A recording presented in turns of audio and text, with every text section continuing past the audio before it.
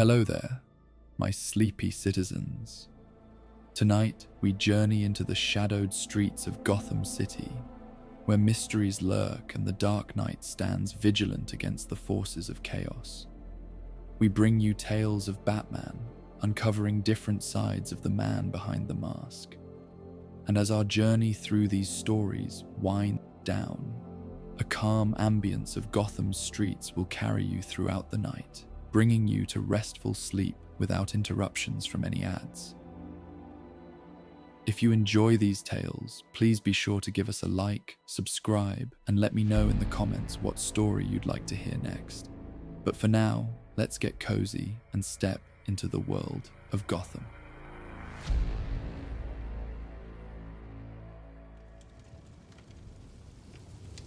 Rain swept across Gotham in relentless sheets, transforming the city into a realm of reflections and distorted shadows. Each droplet carried the glow of neon signs and street lamps, creating countless tiny mirrors that fractured reality into kaleidoscopic fragments. From his vantage point atop the old Gotham clock tower, Batman watched the deserted carnival district below, a collection of weathered attractions and faded nostalgia that seemed particularly forlorn in the midnight downpour. The carnival had closed for the season weeks ago, its rides and games shuttered against the approaching winter.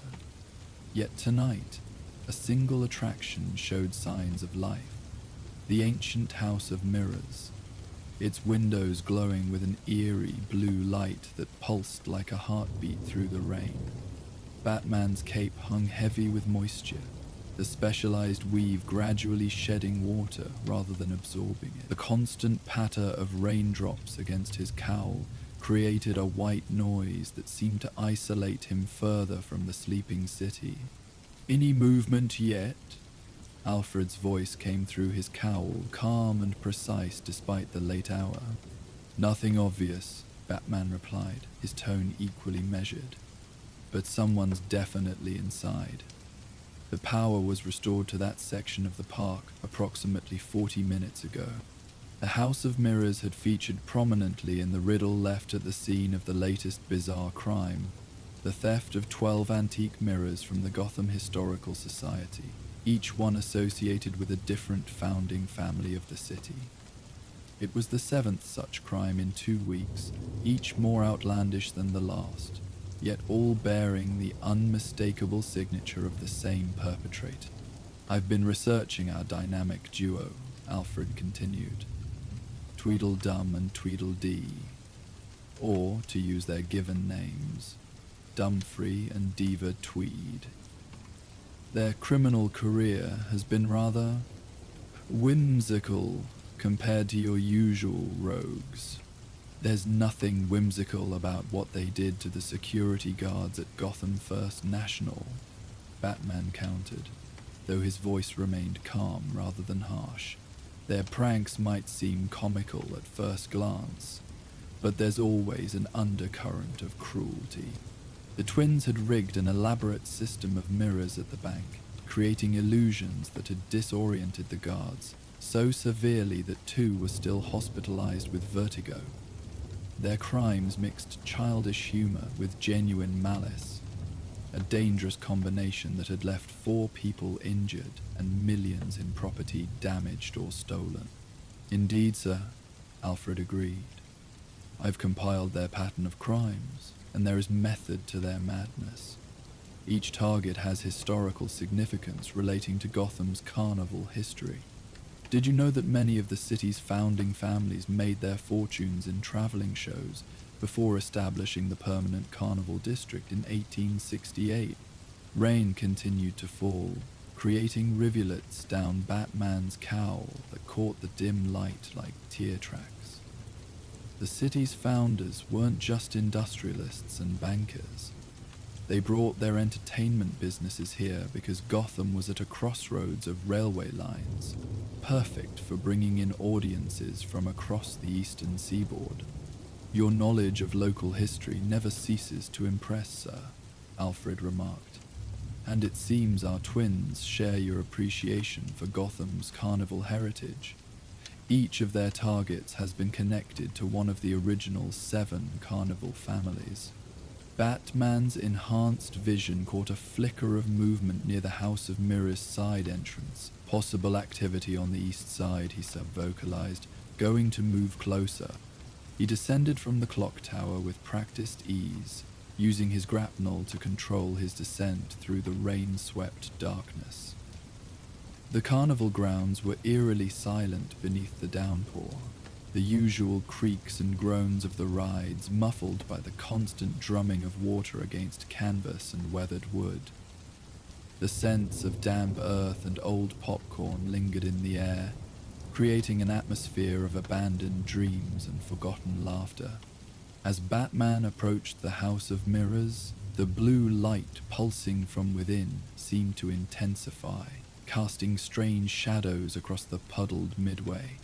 The building itself was a relic from an earlier era, a Victorian monstrosity of gingerbread trim and faded grandeur that had somehow survived decades of renovation and modernization around it. According to the original blueprints, Alfred's voice came through again. The House of Mirrors was constructed with several secret passages, ostensibly for maintenance, but rumors suggest they were used for less reputable purposes during Prohibition. Batman positioned himself near a weathered service door, its peeling paint revealing layers of history beneath. The carnival families weren't above smuggling operations when times were tough. The passages probably connected to the old sewer tunnels that ran to the harbor. Precisely, sir. I've overlaid the historical tunnel maps with the current sewer system. There appear to be 3 viable entry points to the House of Mirrors that wouldn't trigger any modern security systems. Rain continued to drum against Batman's cape as he carefully tested the service door. It was unlocked, an invitation rather than an oversight. They want me to come inside, he noted quietly. This is part of their game. The twins do have a theatrical flair, Alfred acknowledged, though I would advise caution. Their childish demeanor masks considerable intelligence and preparation. Batman slipped through the door into a narrow maintenance corridor, leaving the rain behind but not the dampness. The air inside felt thick with moisture and the peculiar stillness of long-abandoned spaces. The blue light was stronger here, pulsing down the corridor in rhythmic waves that seemed almost hypnotic. The corridor led to the heart of the House of Mirrors, a labyrinth of reflective surfaces arranged to confuse and disorient visitors. But unlike the carnival attraction of memory, these mirrors had been augmented with technology that Batman recognized immediately. They've modified the mirrors with the same technology Jervis Tetch used in his hypnosis devices last year, he sub-vocalized to Alfred. Less powerful, but spread throughout the entire structure. Intriguing, Alfred replied. The Tweeds have never shown aptitude for such technical sophistication before. They're strong-arm artists and pranksters, not engineers. They've had help, Batman concluded, studying the nearest mirror's edge where a thin strip of circuitry was barely visible. The question is, who, and to what end? The maze of mirrors stretched before him, each reflection multiplying infinitely to create the illusion of endless space. Batman moved cautiously, his training allowing him to maintain orientation despite the disorienting effects. The pulsing blue light seemed to emanate from the center of the labyrinth, drawing him inward like a moth to flame. I'm sending you the floor plan based on city records, Alfred informed him, though I suspect our mischievous friends have made significant modifications. Indeed, the layout had been altered. Walls had been moved, new mirrors installed, creating a puzzle that bore little resemblance to the original blueprints. Batman relied on his training, marking his path subtly with small devices that emitted a frequency only his cowl could detect. Even so, the maze seemed to shift around him, as if the very architecture was in flux. "There's something else at work here," he murmured. "The mirrors aren't just reflective surfaces, they're reacting somehow." As if responding to his observation, the blue light intensified, and a childish giggle echoed through the labyrinth, impossible to pinpoint in the fractured acoustics of the mirrored space. "Welcome, welcome, Dark Knight dear," a voice called out, its sing-song quality bouncing off countless reflective surfaces. "So glad you've come to play. We've waited patiently all day," another voice chimed in, nearly identical to the first, but with a slightly higher pitch.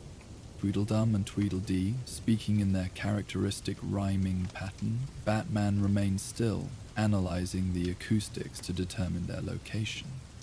"Your game has gone too far," he replied, his voice calm but carrying. "People have been hurt."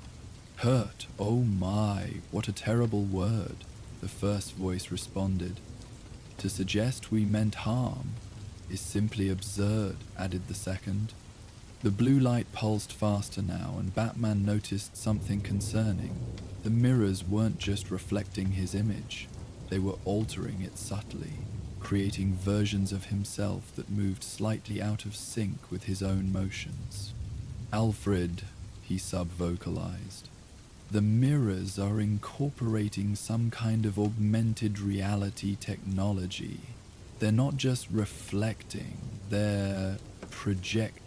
Most concerning, sir, especially given the twins' access to the historical mirrors. Some of those artifacts have rather unsavory reputations in folklore." Batman continued deeper into the labyrinth, where the blue light grew more intense. "Folklore isn't my concern. Whatever technology they're using, it's affecting perception. I need to find the control center." Come along, don't be slow," Tweedledum's voice echoed. "We've such wonders and terrors to show," Tweedledee finished.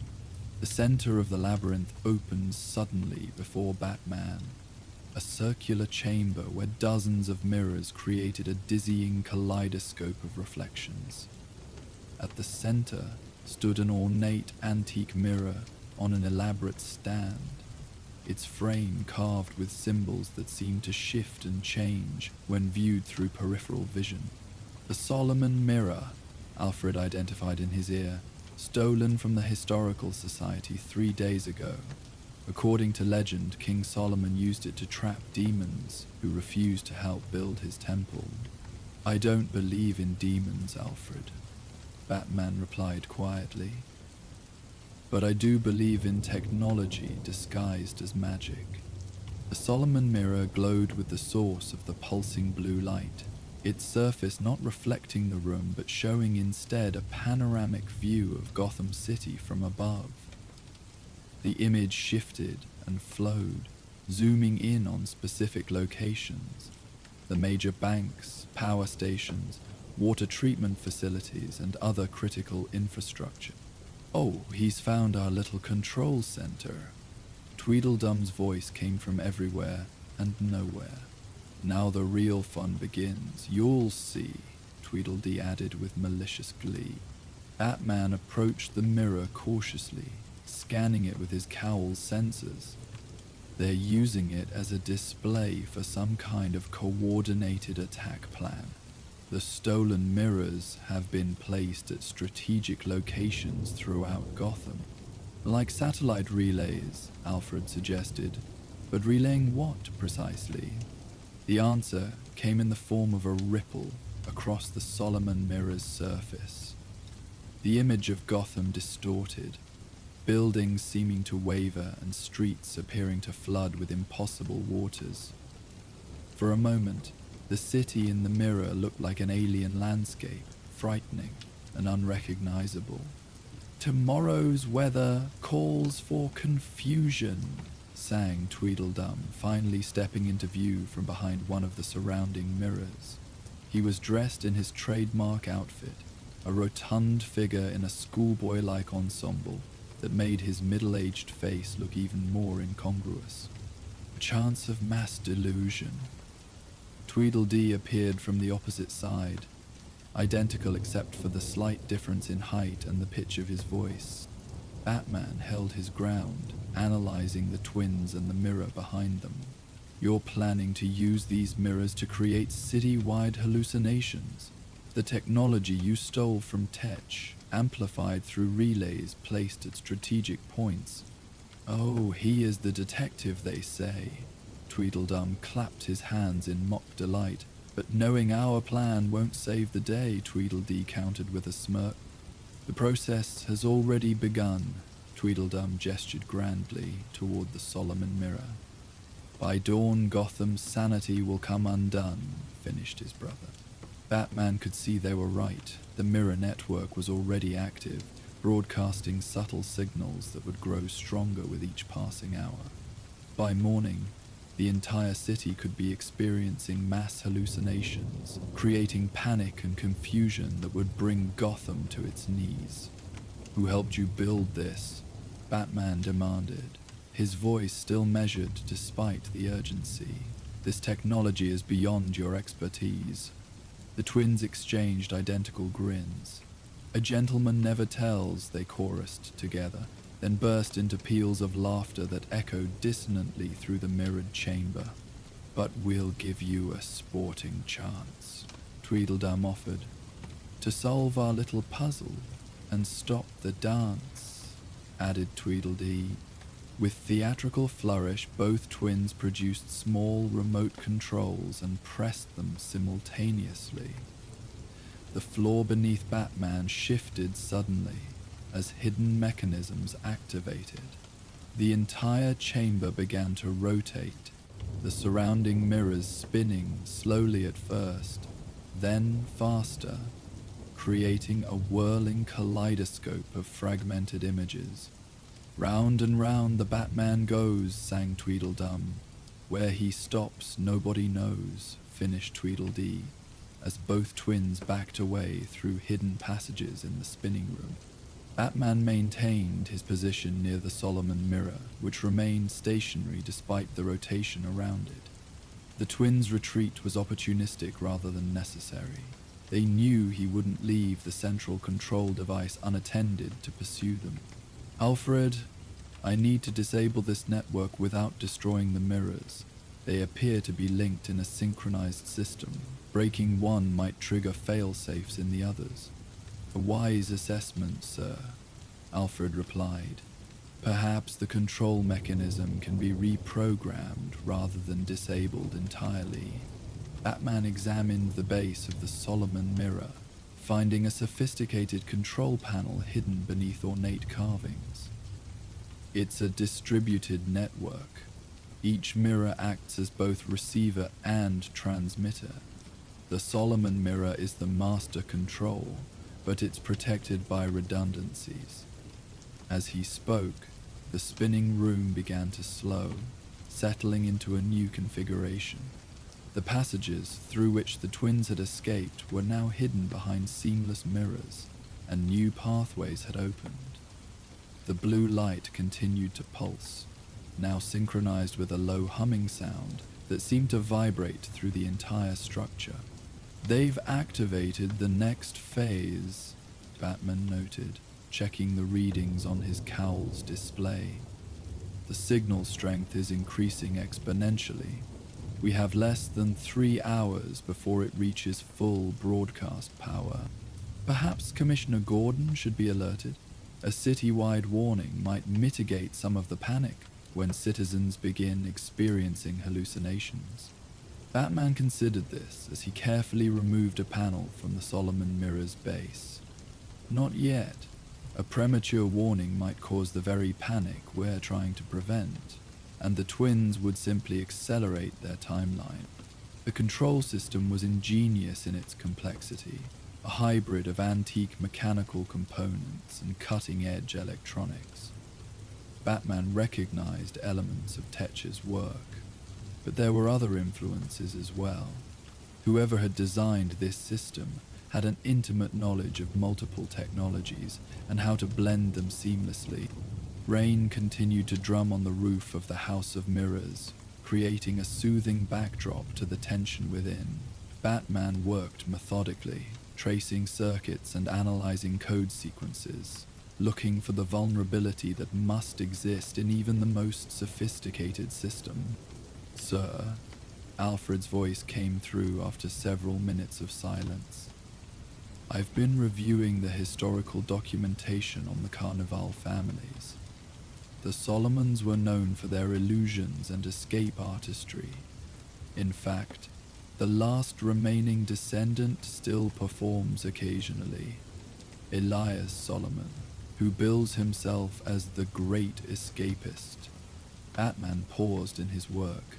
Solomon, the mirror's original owner, too specific to be coincidence. He accessed the Bat computer through his cowl's interface. Location on Elias Solomon. Last known address is an apartment above the old Magic Lantern Theater, just 3 blocks from your current location. The theater closed 5 years ago, but property records show he still owns the building. "Might be involved, willingly or otherwise," Batman concluded. "The twins aren't capable of this level of technical sophistication. They needed an expert in both illusion and electronics." The pulsing blue light suddenly shifted to a deeper purple, and the humming intensified. On the Solomon mirror's surface, the image of Gotham began to fracture along neighborhood boundaries, suggesting the hallucination effect would be customized for different parts of the city.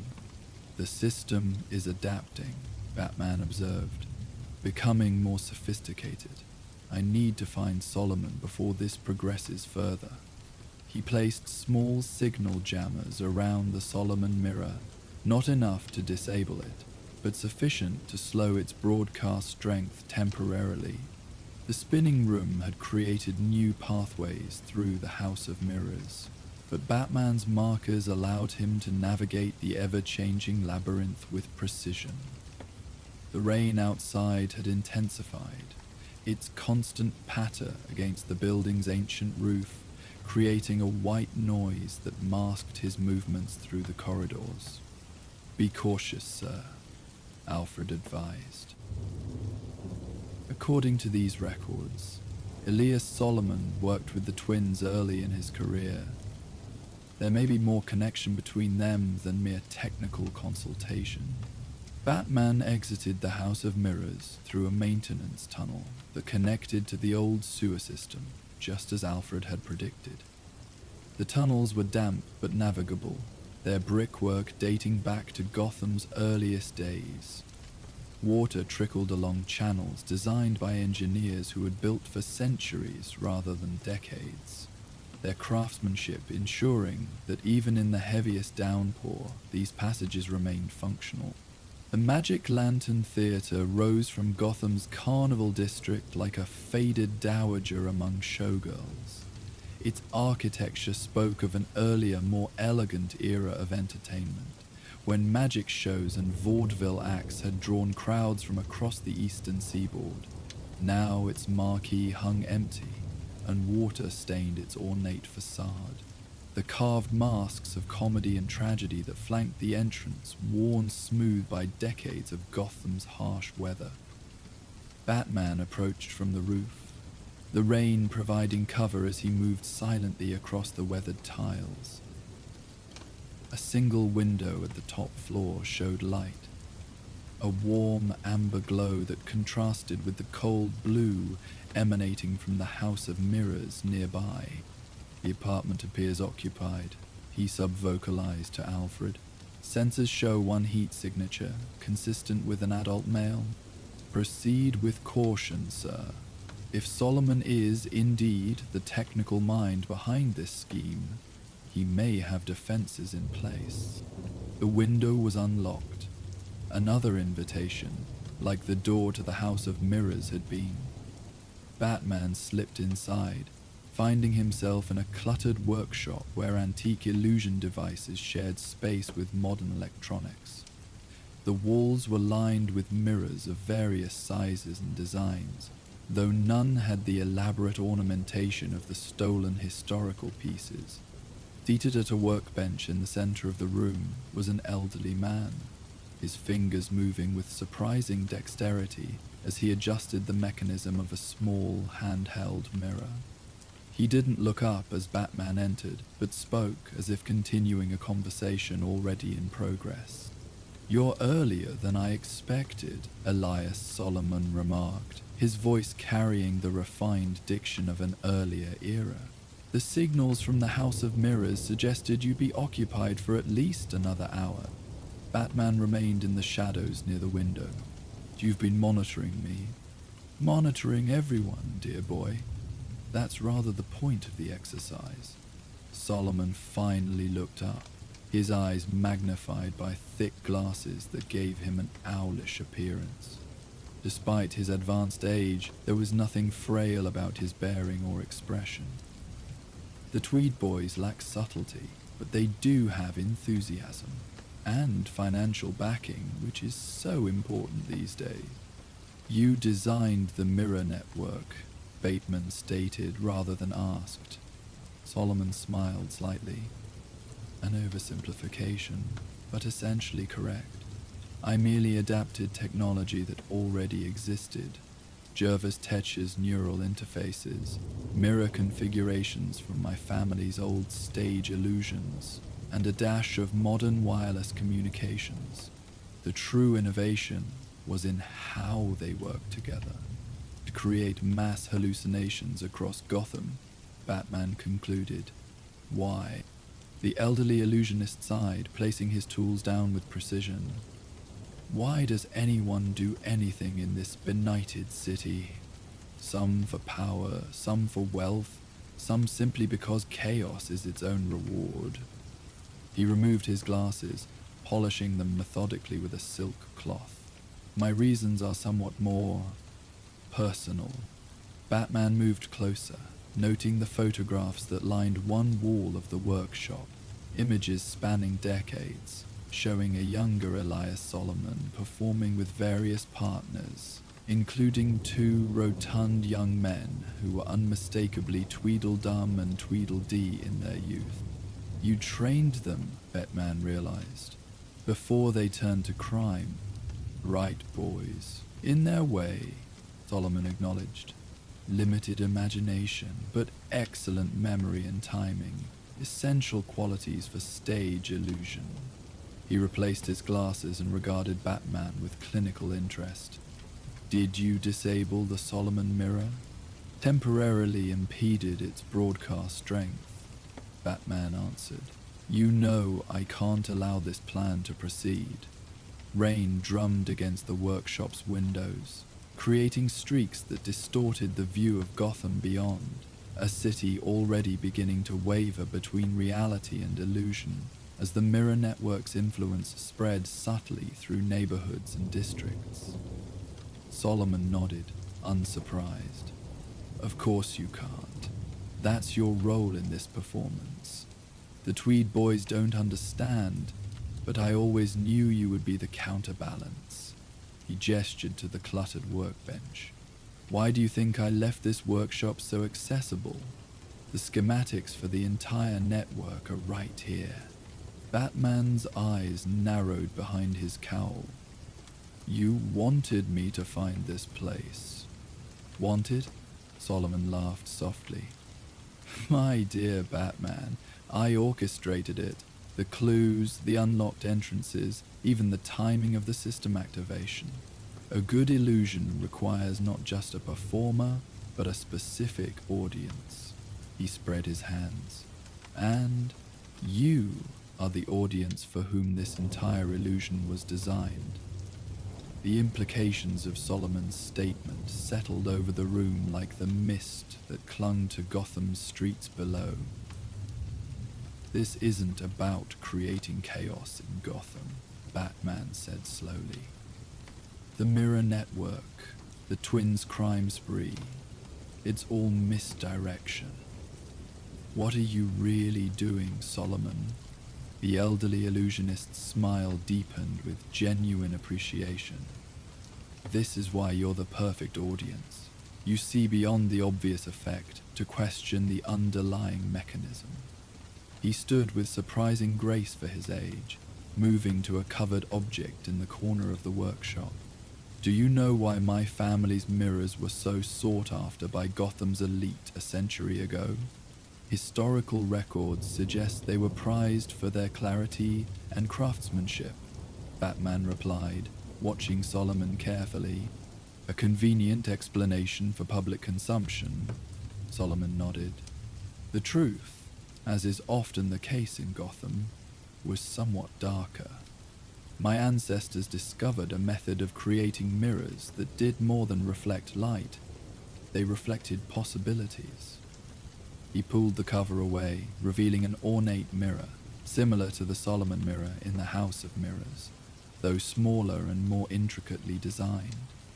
"This is the first mirror my great-grandfather created after establishing his workshop in Gotham," Solomon explained, his tone taking on the cadence of a performer addressing an audience. "The twins didn't steal this one because they didn't know it existed. It's the master control. The Solomon mirror you found is merely the public-facing interface." The mirror's surface seemed to ripple slightly, though there was no breeze in the workshop to disturb it. Batman's enhanced vision detected subtle energy patterns emanating from its frame, not electrical or magnetic, but something his senses couldn't properly categorize. "What exactly do these mirrors do, Solomon?" he asked, his voice remaining calm despite the growing concern. The elderly illusionist regarded his creation with something approaching reverence. "They create a bridge between perception and reality. The hallucinations aren't just visual tricks, they're glimpses of alternate possibilities, ways Gotham might have developed if different choices had been made at critical junctures in its history." As if to demonstrate, the mirror's surface shifted to show a version of Gotham that seemed brighter, its architecture more harmonious, its streets free of the shadows that typically defined the city. Then it changed again, displaying a darker Gotham, where Wayne Tower had never been built, the skyline dominated instead by industrial smokestacks and fortress-like structures. "Fascinating technology," Batman acknowledged, "but it doesn't explain why you've orchestrated this elaborate scheme." Solomon turned away from the mirror, his expression growing serious. "I'm dying, Batman. Pancreatic cancer, quite advanced. Modern medicine offers no solutions." He gestured to the photographs on the wall. "I've outlived everyone I ever cared about. My family's legacy was being forgotten, our art dismissed as mere entertainment. The Tweed Boys presented an opportunity to revive that legacy in spectacular fashion. By terrorizing the city," Batman challenged, though his tone held no judgment. "By reminding Gotham of possibilities," Solomon corrected. "The hallucinations your citizens will experience aren't random. They're calibrated to each neighborhood, showing people glimpses of what their communities could become, for better or worse." He approached his workbench again, retrieving a small device that resembled an ornate pocket watch. "The effect is temporary, lasting only 24 hours, but the memory of those possibilities, that can change how people see their city permanently." Batman studied the elderly illusionist, recognizing the particular clarity that often came to those facing their mortality. "You could have approached Wayne Enterprises with this technology, found legitimate applications," Solomon laughed softly, "and been buried in non-disclosure agreements. Had my life's work dissected by corporate lawyers? No, Batman. An illusionist reveals his methods only at the end of his final performance." He held out the watch-like device. This can deactivate the entire network safely. The Tweeds don't know it exists. They believe the system can only be shut down from the Solomon mirror in the House of Mirrors. Batman made no move to take the offered device. Why give this to me? Why orchestrate this entire scenario if you're now offering to end it? Rain continued to drum against the windows, its rhythm oddly soothing in the tense atmosphere of the workshop. Solomon's expression softened, showing the weariness behind his performance. Because every great illusion requires 3 parts, he explained. The pledge, where the magician shows you something ordinary. The turn, where that ordinary thing becomes extraordinary. And finally, the prestige, where the seemingly impossible is revealed to have been possible all along. He placed the device carefully on the workbench between them. The twins provided the pledge with their crime spree. The mirror network is the turn, making Gotham see itself differently. You, Batman, are my prestige, the element that returns order while preserving the wonder of possibility. Batman approached the workbench slowly, and if I use this device, the hallucination effect ends immediately.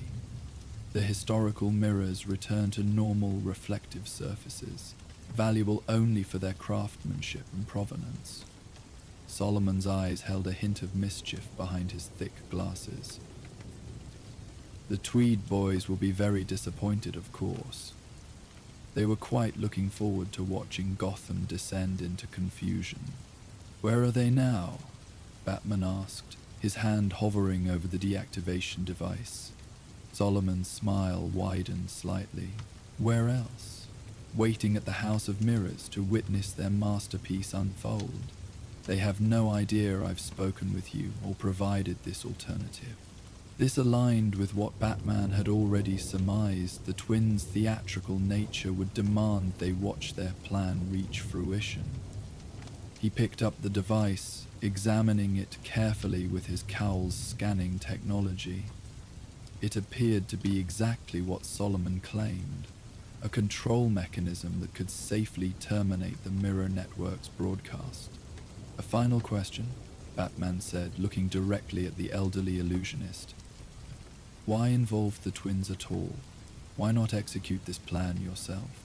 Solomon settled back into his chair with the air of a performer who had successfully completed a difficult routine. Every magician needs assistance, Batman, especially one as old and frail as I've become. The twins provided the physical presence this illusion required. The diversions, the thefts, the technical installations. And they've always had a particular talent for chaos that complements my preference for order. He gestured toward the window, where Gotham stretched out beneath the continuing downpour. Besides, their childish enthusiasm reminds me of a time when illusions still seemed magical to me, before I understood all the mechanisms and misdirections. They believe in the performance in ways I no longer can. Batman activated his comm. Alfred, I'm sending you scans of a deactivation device for the mirror network. Analysis? After a brief pause, Alfred's voice came through. It appears genuine, sir. The signal it would generate matches the frequency that could safely deactivate the network without damaging the historical artifact. And Solomon's condition. Another pause. Medical records confirm advanced pancreatic cancer. Prognosis is not favorable. Weeks rather than months. Batman pocketed the device and turned toward the window. The police will be coming for the twins. Your involvement in this scheme? Solomon spread his hands in a gesture of resignation. I'll be here, Batman. My final performance is complete. The law can take whatever time remains to me. As Batman prepared to depart, Solomon called out once more. One last professional courtesy, from one guardian of secrets to another. The device has a secondary function. If you press the center dial 3 times, it will not just deactivate the network but recalibrate it. The hallucinations will shift from random possibilities to positive ones only, a parting gift to Gotham, should you choose to accept it. Batman paused at the window, rain streaming down his cape. Why tell me this? The elderly illusionist's smile held a hint of sadness. Because every good performance should leave its audience with a choice. That's what separates mere trickery from true artistry. He gestured to the photographs on his wall. I've spent my life creating illusions that make people question their perceptions. Just once, before I die, I'd like to create one that offers hope instead of doubt. Without responding, Batman slipped out into the rain, the deactivation device secure in his utility belt. The downpour had intensified, turning Gotham's streets into rivers of reflected light and shadow. In the distance, the House of Mirrors glowed with increasing intensity, its blue light now visible as a column, rising into the storm clouds above. Alfred, alert Gordon about the twins' location. Have ambulances standing by. The sudden deactivation of the network might disorient anyone who's already experiencing the hallucination effect. Already done, sir. The Commissioner is coordinating a quiet approach to avoid alerting our rotund miscreant. Batman made his way through the rain-swept carnival district, his thoughts turning over Solomon's final offer. The technology was remarkable, potentially beneficial or harmful depending on how it was employed. Like most powerful tools, its morality depended entirely on the intentions of those who wielded it. The House of Mirrors loomed before him once again, its blue light now pulsing with an almost hypnotic rhythm. Batman entered through a different access point this time, bypassing the labyrinth entirely by using maintenance passages that ran above the maze. From this vantage, he could see the entire layout, and the twins, standing proudly beside the Solomon mirror in the central chamber.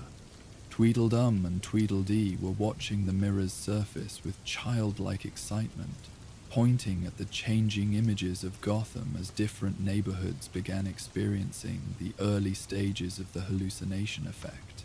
Their round faces shone with delight in the blue light, unaware that their grand performance was about to reach an unexpected final act. Batman dropped silently into the chamber behind them, landing without a sound despite the water dripping from his cape and cowl. "It's over," he said simply. The twins spun around with surprising agility for men of their build, their identical expressions of shock almost comical in their symmetry. "The Batman returns to spoil our fun," Tweedledum exclaimed. "The night has barely just begun," Tweedledee added indignantly. "Solomon told you everything, didn't he?"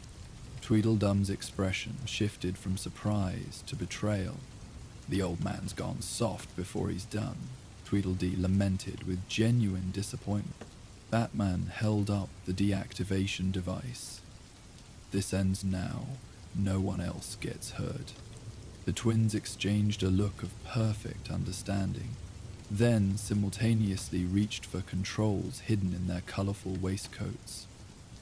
The mirrors surrounding the chamber began to rotate again, faster than before, creating a disorienting whirl of reflections and fragmented images. "Round and round and round we go," they chanted together, their voices echoing off the spinning mirrors. "Catch us, Batman, if you can." But Batman remained perfectly still, unaffected by the disorienting effect. His training had prepared him for far more sophisticated attempts at perceptual manipulation.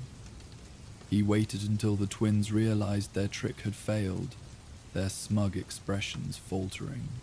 "Your games have consequences," he told them calmly. "People have been injured, businesses damaged. All for what? To help an old man reclaim faded glory?" The twins' identical faces showed genuine confusion. "Faded glory," Tweedledum sputtered. "You don't understand the story," Tweedledee insisted. Solomon taught us everything we know, Tweedledum explained with unexpected earnestness. This plan was our way to help him go, finished Tweedledee, his usual mocking tone replaced by something approaching sincerity. The twins moved away from the Solomon mirror, their theatrical posturing abandoned. He's dying, Tweedledum said simply. This final show is his goodbye, added Tweedledee. Batman studied them carefully. Despite their theatrical criminality, there was genuine emotion in their reaction. Not just disappointment at a failed scheme, but sorrow for their mentor. Solomon knew I would stop this plan, he told them. He orchestrated this entire scenario knowing how it would end. The twins' expressions shifted from confusion to dawning comprehension. The perfect illusion, Tweedledum murmured. The audience never sees the true conclusion, Tweedledee nodded with professional appreciation. Batman approached the Solomon mirror, the deactivation device in hand. The images on its surface were spreading further across Gotham's map, neighborhoods beginning to glow with the distinctive blue light that signified the hallucination effect taking hold. Gave you a choice, didn't he? Tweedledum asked, suddenly perceptive. Not just to end the show, but to choose how it goes, Tweedledee elaborated, watching Batman's hand hover over the device. Rain continued to drum on the roof of the House of Mirrors, its rhythm a soothing counterpoint to the humming of the activated mirror network. Batman looked at the device in his hand, then at the twins, who watched him with unexpected solemnity. Solomon said every performance should offer its audience a choice, Batman acknowledged. He also said the hallucinations could be recalibrated to show only positive possibilities. The twins nodded in perfect unison. The final act, Tweedledum said softly. Where wonder overcomes fact, added Tweedledee. In that moment, Batman made his decision. He pressed the center dial of the device 3 times, as Solomon had instructed. The blue light emanating from the Solomon mirror shifted gradually to a warmer gold, and the humming tone changed to something more harmonious.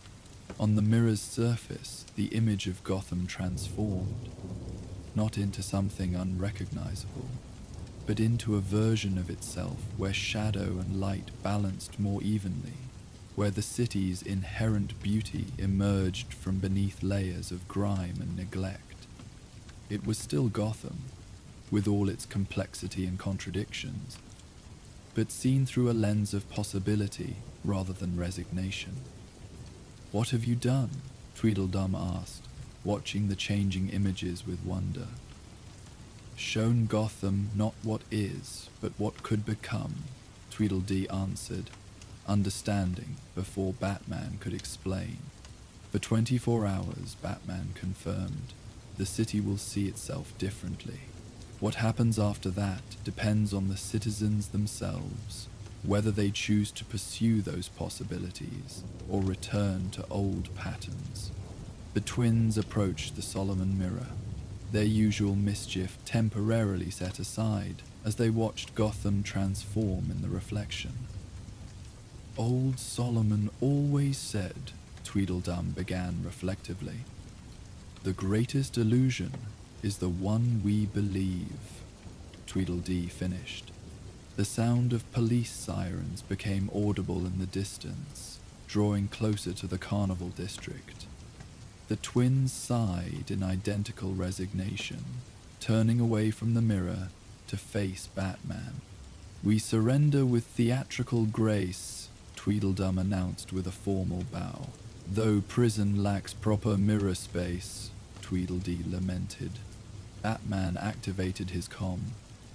Gordon, the situation is under control. The mirror network has been adjusted. It will deactivate automatically in 24 hours with no harmful effect. Adjusted. Alfred's voice came through with clear curiosity. Rather than disabled entirely, Solomon offered a choice. Batman explained simply, I made it. As the police entered the House of Mirrors, Batman directed them to the central chamber, where the twins waited with unusual compliance. The Solomon mirror continued to glow with golden light, its surface showing Gotham not as it was, but as it could be. A city where the balance between light and shadow tilted just slightly toward hope. Later, as dawn approached and the rain finally began to ease, Batman stood on a rooftop overlooking the Carnival district. The effect of the recalibrated mirror network was subtle but unmistakable. Across Gotham, people were seeing glimpses of possibility layered over familiar reality. Not hallucinations that distorted truth, but visions that expanded it, showing potential within the existing framework of the city. "A most unusual resolution, sir," Alfred commented through the comm. "Do you believe Mr. Solomon's technology will have the positive effect he claimed?" Batman watched as the first rays of sunlight broke through the dissipating storm clouds, catching on the countless wet surfaces of Gotham and transforming the city into a realm of light and reflection. "I believe in possibility, Alfred, in the power of seeing beyond what is to what could be." "Rather profound for a night spent chasing carnival criminals," Alfred observed with gentle humor. "Sometimes wisdom comes from unexpected sources," Batman acknowledged. "Solomon spent his life creating illusions that made people question reality. In the end, he created one that might help them improve it." As the day brightened around him, Batman prepared to return to the manor. The Tweed twins were in custody, the historical mirrors would be returned to their rightful places, and Gotham had 24 hours to see itself through a different lens, to glimpse possibilities that typically remained hidden beneath layers of habit and resignation. It was, as Solomon had described, the perfect final act, not an ending, but an invitation to imagine something new. In a city defined by its shadows, even a temporary shift in perspective might illuminate paths previously unseen, possibilities overlooked in the constant struggle between order and chaos. Batman's cape dried slowly in the emerging sunlight as he made his way home, leaving behind a Gotham temporarily transformed not by fear or violence, but by the simple, powerful magic of seeing itself differently. Whatever came next would be the city's choice, but for today at least, that choice would be made in the light of possibility rather than the shadow of resignation. The soft golden glow emanating from windows across Gotham followed him home, a reminder that sometimes the most profound changes begin not with grand gestures of heroism, but with a simple shift in how we see the world around us, and the possibilities that have been there all along, waiting to be recognized. As the gentle golden light of possibility faded across Gotham with the coming of a new evening, the city returned to its familiar rhythms. The Carnival district grew quiet once more, the House of Mirrors standing dark and still, under a sky now clear of rain clouds. The twins' elaborate illusions had dissipated like morning mist, leaving behind only memories of what might be possible when perception shifts beyond the ordinary. In the peaceful stillness of Wayne Manor, Bruce sat in the library, reflecting on Solomon's final gift to the city, not chaos, but a brief glimpse of potential. Alfred approached with a steaming cup of tea, placing it carefully on the side table. "A most unusual case concluded, sir," the butler observed, his tone carrying that perfect balance of formality and familiarity that had defined their relationship for decades. "Though I must admit, the city seems somehow lighter today." Bruce nodded, watching how the lamplight played across the room's dark wood paneling. Solomon understood something profound about Gotham, Alfred, that sometimes seeing differently is the first step toward becoming different. Indeed, sir, though I suspect our next challenge may require a different kind of perception altogether. Alfred placed a newspaper beside the teacup, its headline visible beneath a photograph of a nondescript man with a wooden dummy perched unnervingly on his knee. The ventriloquist has resurfaced, Bruce noted, studying the image with practiced attention to detail. Where the twins had brought playful chaos, Arnold Wesker always carried a more unsettling kind of madness, a fractured psyche projected through his wooden companion Scarface. Where mirrors reflected what might be, puppets spoke what could not be said directly. Different adversary, different darkness, Alfred remarked, though perhaps the same city, still in need of its guardian. Bruce set aside the newspaper and rose, moving toward the grandfather clock that concealed the entrance to the cave. Night was falling across Gotham once more, bringing with it new mysteries to unravel and shadows to navigate. The distant sound of a music box seemed to drift through Gotham's evening air, a simple, haunting melody that spoke of strings being pulled and words being spoken through others. As Batman prepared to face this new challenge, he carried with him the understanding that had come from the House of Mirrors, that reality itself was malleable, shaped by perception and possibility. The story of the puppet master and his dangerous dummy was about to unfold in Gotham's darkened streets, a tale of fractured identity and voices that emerged from the most unexpected sources. Rain cascaded down the Gothic architecture of Gotham City, transforming gargoyles into weeping sentinels that watched over the streets below. The persistent patter against windows created a hypnotic rhythm, broken only by the occasional rumble of thunder that rolled across the sky like distant drums. Inside Wayne Manor, Bruce Wayne stood before the tall library windows, watching sheets of water transform his garden into a glistening wonderland of reflected light. There was something calming about rain in Gotham, a cleansing quality that, if only for a few hours, seemed to wash away the city's perpetual grime. "Sir?" Alfred's voice came softly from the doorway. "I've prepared some tea. Chamomile with honey, good for contemplative evenings." Bruce turned, offering a rare smile to his faithful companion. "Thank you, Alfred. Any updates from the cave?" Alfred placed the silver tray on the mahogany side table, the china cups barely making a sound as they settled. "Indeed. The computer has finished analyzing those peculiar crime scene photographs from Detective Montoya. Most curious findings." He poured the amber liquid with practiced precision. 3 separate crime family lieutenants, each found bound with what appear to be puppet strings. Bruce accepted the cup, inhaling the soothing aroma before taking a careful sip. "Puppet strings," he repeated thoughtfully. "Any connection to our old acquaintance, Arnold Wesker?" "That was my first thought as well," Alfred agreed, his expression growing concerned. "The ventriloquist hasn't been seen since his release from Arkham 6 months ago. His doctors claimed remarkable progress with his treatment." "They always do," Bruce replied, his voice carrying no judgment, only weary experience.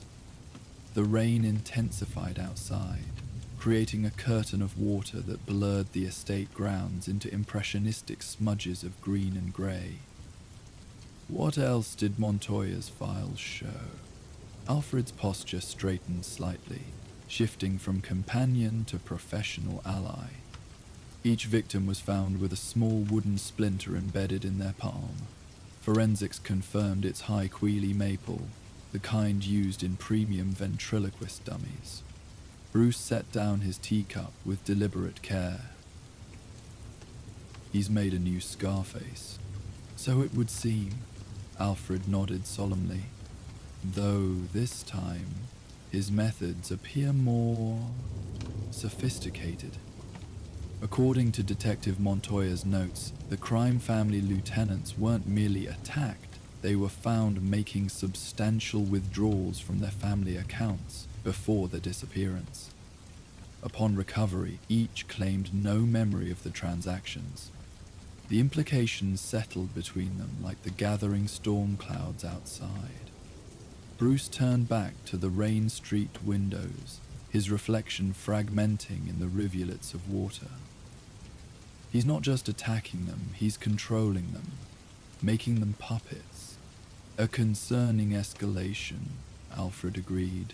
The psychological profile from Arkham suggested Mr. Wesker was developing a more nuanced understanding of manipulation. His doctors believed this insight would help him overcome his dependency on Scarface. Perhaps instead, he's learned to extend his control beyond the dummy, Bruce finished, to turn people into his puppets.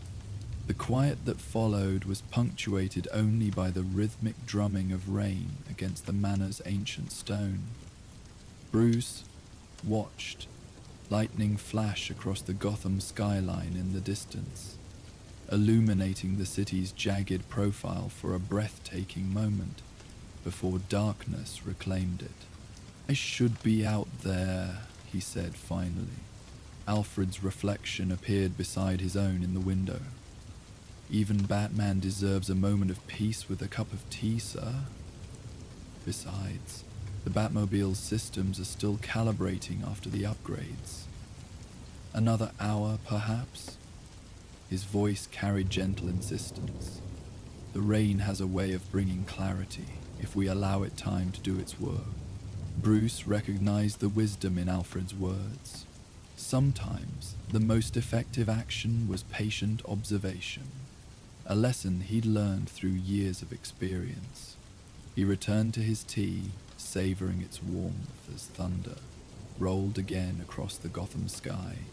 "Tell me more about Wesker's treatment," he said finally.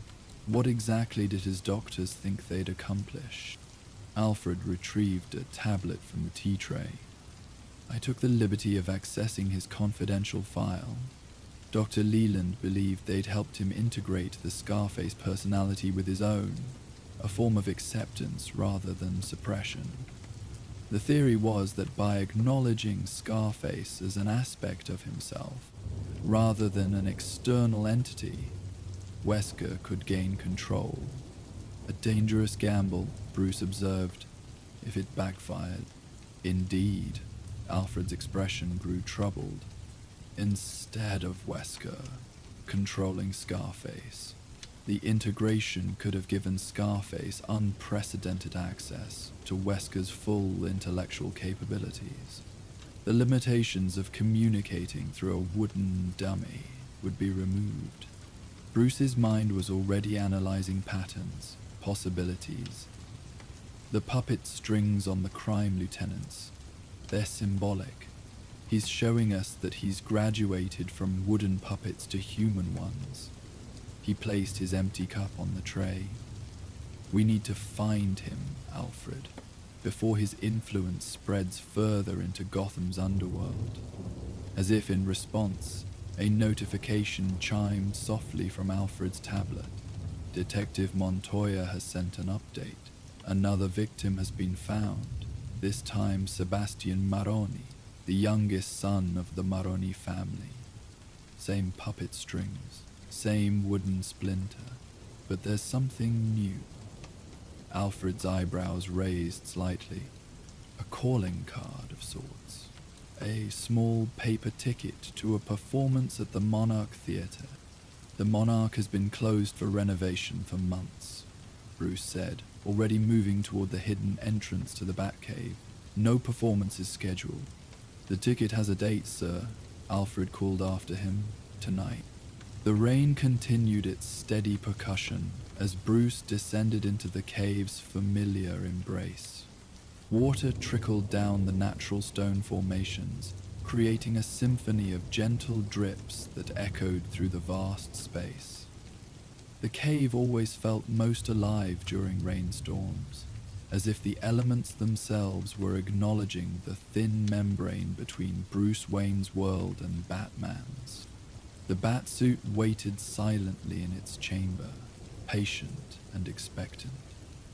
As Bruce approached, he allowed his thoughts to organize themselves into the methodical patterns that defined Batman's consciousness. The ventriloquist had always been a complex adversary, not because of physical threat, but because Arnold Wesker himself was as much a victim as a perpetrator. The true enemy was Scarface, a manifestation of dissociated rage and cruelty that used Wesker as its vehicle. But now, it seemed, Scarface had expanded his stage and cast of characters. No longer content with controlling just Wesker, he was reaching for the strings of Gotham's criminal elite. The implications were disturbing, not just for the immediate threat, but for what it revealed about the nature of control and influence in a city already defined by power struggles. As the Batmobile's systems completed their calibration cycle, Batman reviewed the files on the Monarch Theatre. Originally built in the 1920s as a vaudeville venue, it had hosted everything from silent films to experimental theatre before financial troubles forced its closure. The renovation had been funded by an anonymous benefactor, a detail Batman flagged for further investigation. "Sir," Alfred's voice came through the cave's communication system. "I've been examining the historical records of the Monarch. Before its film career, it was known for a rather specific type of performance. Puppetry," Batman confirmed, having already uncovered the same information. "It was home to Gotham's premier marionette company until 1943. Precisely. And I found something else. Architectural plans filed with the city for the renovation. The design includes a rather elaborate backstage area with multiple mechanical systems, ostensibly for modern theatrical effects, but perfect for controlling marionettes on a grand scale," Batman finished. The Batmobile's engines hummed to life, ready to carry him into Gotham's rain-soaked night. "I'm heading there now." "Oh, more things, sir," Alfred added. "I've been analyzing patterns in the financial transactions forced upon the crime lieutenants. They weren't random withdrawals, they were investments. Someone is pooling resources from Gotham's major crime families into a single enterprise." The theater renovation, Batman deduced. It would appear so. The ventriloquist isn't just making a statement, he's building something. The Batmobile surged forward, its specialized tires gripping the wet cave passage with perfect traction. As Batman emerged onto the private road leading from Wayne Manor toward Gotham proper, the rain intensified, creating a silver curtain through which the city lights shimmered like distant constellations.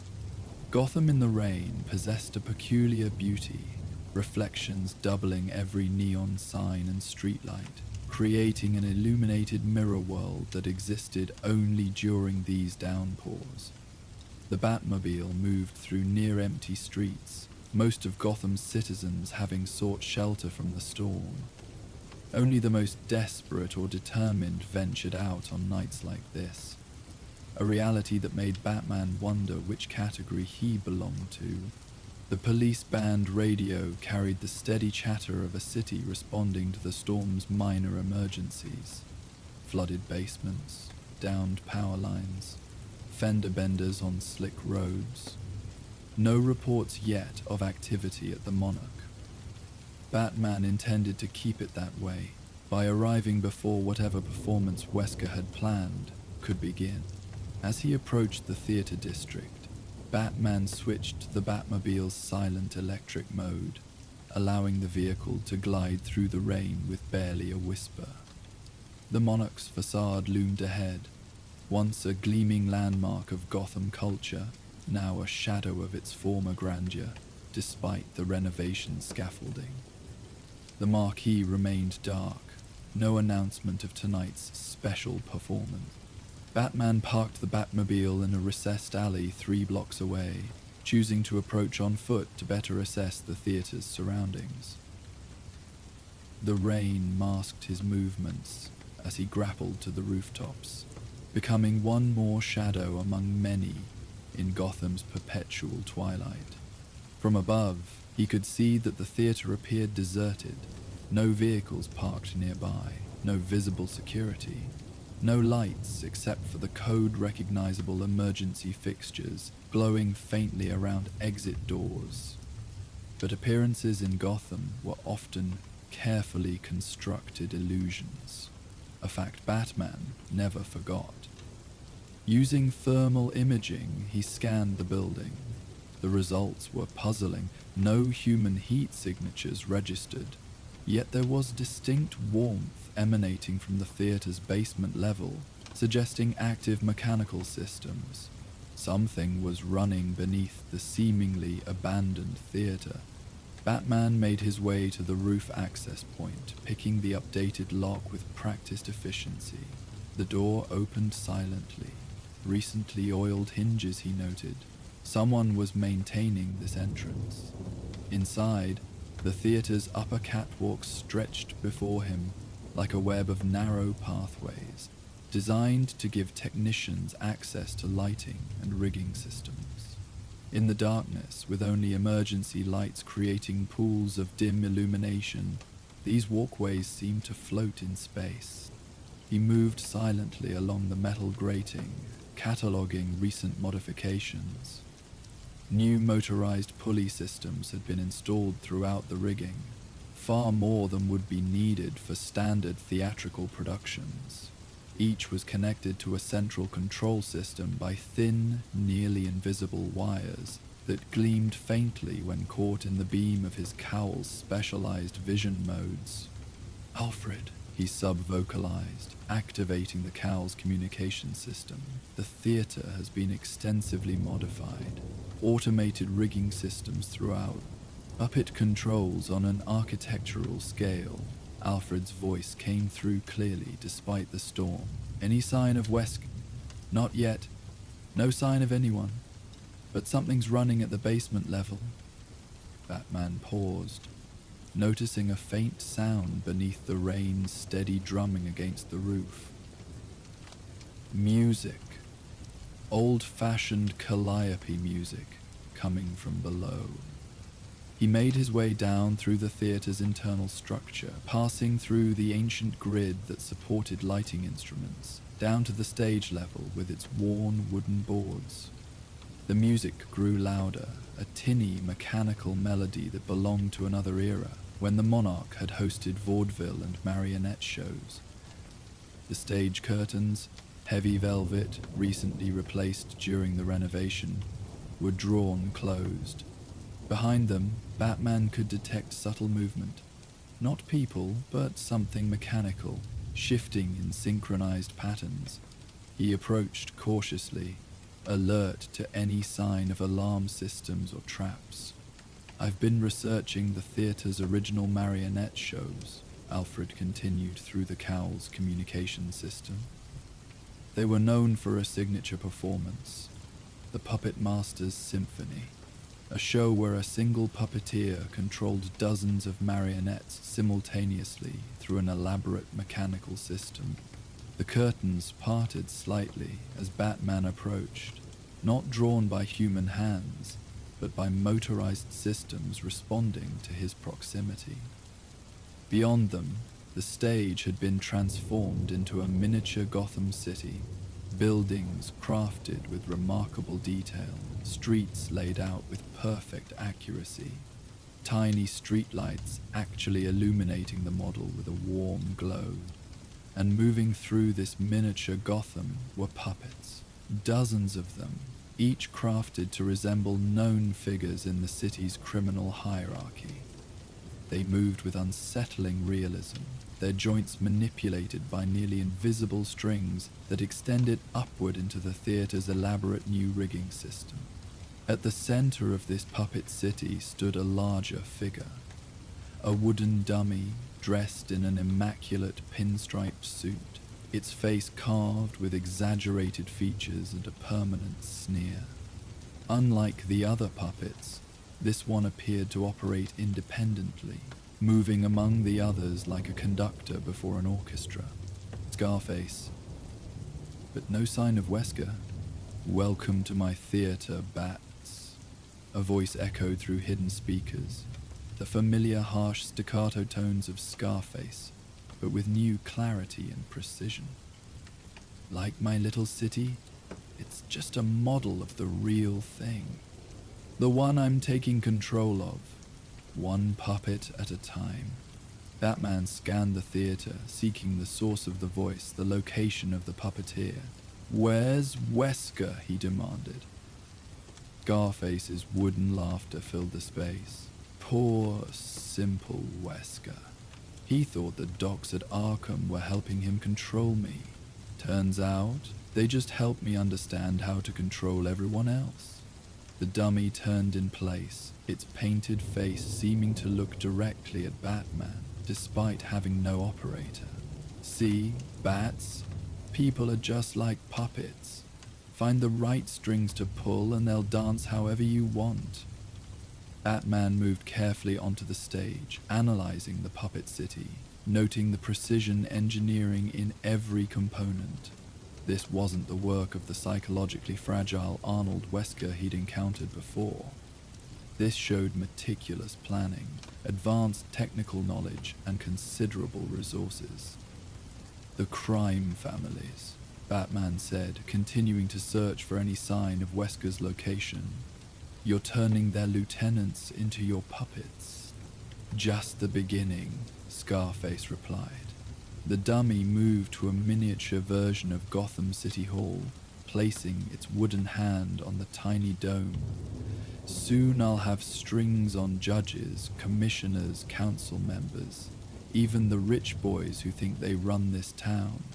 As Batman circled the model city, he noticed that each puppet representing a crime family member contained a small receiver, which in this case supplied power, not just flesh technology, that could potentially be mimicking the wooden splinters found in the actual victims. A method of control, perhaps, allowing Wesker to manipulate them remotely. The puppet strings aren't just symbolic, Batman realized aloud. You're using them as a delivery system, nanotechnology embedded through the splinters, allowing you to influence neural pathways. Control through direct biological manipulation. The Scarface dummy applauded, its wooden hands creating a hollow clapping sound. "Give the Bat a prize, figured it out faster than the cops, but then you always were the smart one." The dummy moved to another building in the model city, the GCPD headquarters. Montoya almost got there. Too bad she's about to be reassigned to traffic duty. Amazing what happens when her captain becomes my newest puppet. Batman's cowl was scanning the theater's structure, seeking any shielded areas that might hide Wesker's location. The basement still showed high thermal activity, machinery running, but no human heat signature. He needed to find Wesker before the puppeteer could expand his control further. "This isn't Wesker's psychology," Batman stated, continuing to engage Scarface while his systems worked. "The dissociative identity that created you was rooted in childhood trauma, not technological manipulation. You're showing capabilities he doesn't possess." "Maybe I found some new friends," Scarface replied, the dummy's head tilting in a parody of contemplation. "People who appreciate what a dummy with ambition can accomplish. Turns out there are folks in Gotham who've been studying mind control for years. They just needed someone with the right perspective." Batman's cowl highlighted a shielded chamber beneath the stage, a room that didn't appear on any of the theater's architectural plans, original or renovated. The access point would be hidden, possibly among the elaborate mechanisms controlling the puppet city. "You're working with someone?" Batman concluded. "Who?" Scarface's laugh echoed again through the theater. "Wouldn't you like to know? Maybe it's someone you've danced with before, Bats. Someone who knows how to get inside people's heads." The dummy's arms swept across the miniature city. "But tonight isn't about them. It's about my coming out party. By morning, every crime boss in Gotham will be under my control, and they won't even know it." As the dummy spoke, Batman noticed a subtle change in the miniature city. Tiny vehicles were moving along the streets now, precise replicas of cars belonging to Gotham's major crime families. They were converging on a model of the Iceberg Lounge, Penguin's notorious gathering place for criminal elite. "You've arranged a meeting," Batman realized. "All the family heads in one location." "Smart Bat," Scarface crowed. "While the Penguin thinks he's hosting a peace conference, I'll be turning the whole lot of them into my personal marionettes. One room, one moment, and Gotham's criminal underground belongs to me." Batman needed to find Wesker now. The control room would be close to the stage, allowing direct oversight of the puppet mechanisms. He moved carefully around the edge of the miniature city, scanning for hidden access points. The rain continued its gentle percussion on the theater's roof, creating a soothing backdrop to the calliope music that still played softly through hidden speakers. "Even if you control the crime families," Batman said, maintaining the conversation while his cowl's systems continued their analysis, "you'll still have me to deal with." "Oh, I'm counting on it, Bats," Scarface replied. "Why do you think I left that ticket for Montoya to find? I wanted you here, watching my grand debut, because after tonight, even the great Batman will have to acknowledge my control of Gotham's underworld." The cowl's scan highlighted a seam in the flooring near the back edge of the stage, an access point disguised as part of the architectural detail. As Batman moved toward it, the Scarface dummy turned to track his movement, confirming his suspicion that Wesker was monitoring him through hidden cameras. "Alfred," Batman sub-vocalized. "Contact Montoya. The crime families are meeting at the Iceberg Lounge tonight. Wesker plans to use his control technology on all of them simultaneously." "Understood," Alfred replied quietly. "Though I suspect our ventriloquist friend is monitoring all communications from within that theater. He seems to have thought of everything." Indeed, Scarface's next words confirmed this suspicion. "Go ahead, call your cop friends. By the time they mobilize, my little splinters will be working their magic on every crime boss in the city." The dummy's permanent sneer seemed to deepen. "And as for finding Wesker, he's closer than you think, but further than you'll ever reach." Batman reached the hidden access point, finding it locked with a sophisticated electronic system, another indication that whoever was helping Wesker had considerable resources and expertise. His cowl scanned the lock, beginning the process of decoding its security protocol. "You've always underestimated Wesker," Batman said, keeping Scarface's attention while the decoding continued. "Treated him as nothing more than your puppet. That's your weakness." "Weakness?" Scarface's laugh took on a bitter edge. "Wesker was the weak one, a pathetic, stuttering nobody who couldn't face the world without hiding behind me." The dummy's arms spread wide. "But now I've got bigger puppets to play with. This whole city's my stage." The lock yielded to Batman's decryption, the hidden panels sliding open to reveal a narrow staircase descending into darkness. The calliope music grew louder, its cheerful melody creating an unsettling contrast with the puppet master's sinister plans. "You might want to hurry, Bats," Scarface continued, the dummy now moving to the edge of the model city closest to Batman. The meeting at the iceberg starts in 20 minutes. Once my puppets are in place, it's showtime. Batman descended the stairs, alert for traps or security measures. The passage led to a small control room filled with monitors and elaborate mechanical systems. Cables and wires connected the controls to the puppet mechanisms above, creating a complex web that reminded Batman of a central nervous system appropriate for technology designed to control other minds. But the control room was empty. No Wesker. The monitors showed various views of the theater, the model city, and external feeds, including one displaying the iceberg lounge, where staff were preparing for the evening's meeting. Another screen showed a workshop where dozens of tiny wooden splinters were being loaded into what appeared to be a modified ventilation system. The splinters will be delivered through the air circulation, Batman realized. Mass deployment. Ever again. Give the detective another prize. Scarface's voice came through speakers in the control room, specially designed to embed painlessly. My puppets won't even know they've been tagged until they're already dancing to my tune. Batman began disabling the system, but quickly discovered that the controls in this room were merely relays. The primary control center was elsewhere. This was another decoy, another layer of Wesker's increasingly complex deception. Alfred, Batman communicated. The control room is automated. Wesker is operating remotely. Would explain the unusual pattern of electricity usage I've detected, Alfred replied.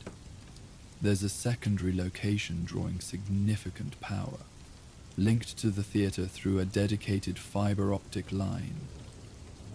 After a moment, Alfred continued, I've traced it to an address 3 blocks from the theater, an old watchmaker's shop converted to residential use. Batman left the control room, moving quickly back up to the stage level.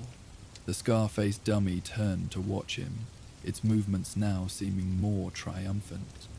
Running out of time, Bats. My little splinters are already on their way to the iceberg's ventilation system. In 15 minutes, every crime boss in Gotham will be under my control. Batman didn't waste time responding.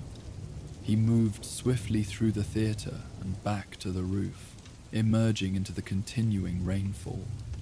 The water felt cleansing after the puppet theater's unsettling atmosphere, a brief moment of natural reality after Wesker's elaborately constructed illusion. Grappling across the rain-slicked rooftops, Batman made his way to the address Alfred had identified. The old watchmaker's shop sat on a quiet corner, its large display windows now covered with heavy curtains from within. A single light glowed behind those curtains, warm and steady, like a nightlight kept burning against the darkness. Batman scanned the building. Unlike the theater, this location showed a clear human heat signature. Someone sitting perfectly still, in what would have been the shop's back room. The structure had minimal security, just standard locks and alarm systems, which Batman disabled with practiced efficiency. Inside, the former shop had been converted into a living space that instantly struck Batman as familiar. The furniture, the decorations, even the arrangement of personal items were exact duplicates of Arnold Wesker's cell at Arkham. A recreation of the environment where he'd supposedly been cured of his dependence on Scarface. And there, seated in a comfortable armchair with his back to the door, was Arnold Wesker. I knew you'd find me eventually, Wesker said without turning, his voice the gentle, hesitant tone Batman remembered, completely different from Scarface's harsh dialect. You always do. Batman approached cautiously. Wesker made no move to resist or escape, remaining seated with his hands visible resting on the chair's arms. On a small table beside him sat an open laptop, its screen displaying the same feeds Batman had seen in the theater's control room. "The Splinter deployment can be stopped with a single command," Batman said. "Enter it now, Wesker." The man's shoulders slumped slightly. I can't do that, Batman. Scarface wouldn't like it." "Scarface isn't real," Batman replied, moving to see Wesker's face. "He's a manifestation of your own mind. The doctors at Arkham were trying to help you understand that." When Wesker looked up, Batman was struck by the calm clarity in the man's eyes, so different from the nervous, frightened gaze he remembered. "That's where everyone's been wrong, even you," Wesker said softly. "Scarface was never just a part of me. He was always something else. Something that found me when I was vulnerable, looking for a Batman studied Wesker carefully. The man was thinner than he remembered, his features sharper, but his manner more composed. No sign of the nervous stutter that had once punctuated his speech. "The doctors thought they were helping you integrate your personalities," Batman observed. "Instead, they helped Scarface gain greater control." Wesker nodded, a small, sad smile touching his lips. "They meant well, talked about acceptance, about embracing all parts of yourself. But they didn't understand what Scarface really is." He gestured to the laptop. "Now he doesn't need just me anymore. He's found a way to spread, to have many puppets instead of just one." Batman moved toward the laptop. "Who's helping you, Wesker? This technology is beyond your expertise." "I honestly don't know," Wesker admitted. "Scarface made the arrangements. I just follow his instructions now. It's easier that way." His eyes drifted to the window, watching raindrops trace patterns down the glass. "The rain is soothing, isn't it? Sometimes when it rains like this, Scarface gets quiet. Lets me think my own thoughts for a little while." The laptop showed the deployment countdown, 12 minutes until the splinters would be released into the Iceberg Lounge's ventilation system. Batman accessed the control interface, but found it locked behind multiple security protocols. "I need the override code, Wesker," Batman insisted, more firmly now. "I told you I can't," Wesker replied, his voice remaining strangely calm. But you could take me to the iceberg. If I'm there, maybe I can convince him to stop. Sometimes he still listens to me, when I'm very persistent." Batman assessed the situation quickly. Getting Wesker to the iceberg might indeed provide leverage against Scarface's plan, but it could also be placing him exactly where the criminal personality wanted to be, at the center of his grand performance. "There's another option," Batman said, reaching a decision. "We shut down the connection between you and the theater. Without your direction, the automated systems will fail." Wesker shook his head slightly. "It's not that simple anymore. Scarface has evolved. The systems will continue, even without my direct control." He gestured to the laptop again. "See those redundancies? Backup systems, alternative deployment methods. He's thought of everything." Batman verified Wesker's claim. The control system indeed had multiple failsafes and redundancies. Simply cutting the connection wouldn't be enough. He needed to get to the source of the splinters themselves. "Where's the workshop?" Batman demanded. "Where are the splinters being prepared?" "Underneath the iceberg," Wesker revealed, surprising Batman with his willingness to share this information. "Penguin thinks he's hosting a neutral meeting, but Scarface has been preparing for weeks. The splinters are already in the ventilation holding chamber, waiting for the timer to activate the release." This explained the complexity of the plan. Scarface hadn't just arranged for the crime families to gather. He'd compromised Penguin's own venue. turning it into the perfect delivery system for his mind-controlled technology. "Why are you telling me this?" Batman asked, studying Wesker carefully. The thin man's eyes met Batman's directly, something the old Wesker would never have done, because part of me still remembers what it's like to have control of my own mind, to make my own choices. His gaze drifted back to the Rain Street window. "The other Scarface wants to control. They don't deserve that. No one does." Batman accessed the Batmobile remotely, programming it to meet him near their location. "You're coming with me to the iceberg," he decided. "Your inside knowledge of Scarface's plan might be crucial to stopping it." Wesker nodded, rising from his chair with unexpected grace. "He'll be angry," he said quietly. "But maybe that's good. When he's angry, he gets careless, makes mistakes." As they exited the converted shop, the rain had softened to a gentle mist that hung in the air like a veil between worlds. The Batmobile arrived silently, its canopy opening to admit them both. Wesker entered without resistance, settling into the passenger seat with the resigned calm of someone who had long ago accepted his fate. 9 minutes until deployment, Batman noted as the Batmobile accelerated toward the iceberg lounge. "The crime families will already be gathering." "Yes," Wesker confirmed. "Maroni, Falcone, the Russians, even representatives from Black Mask's organization. Penguin promised neutral ground to discuss territory after the recent gang conflicts." He glanced at Batman.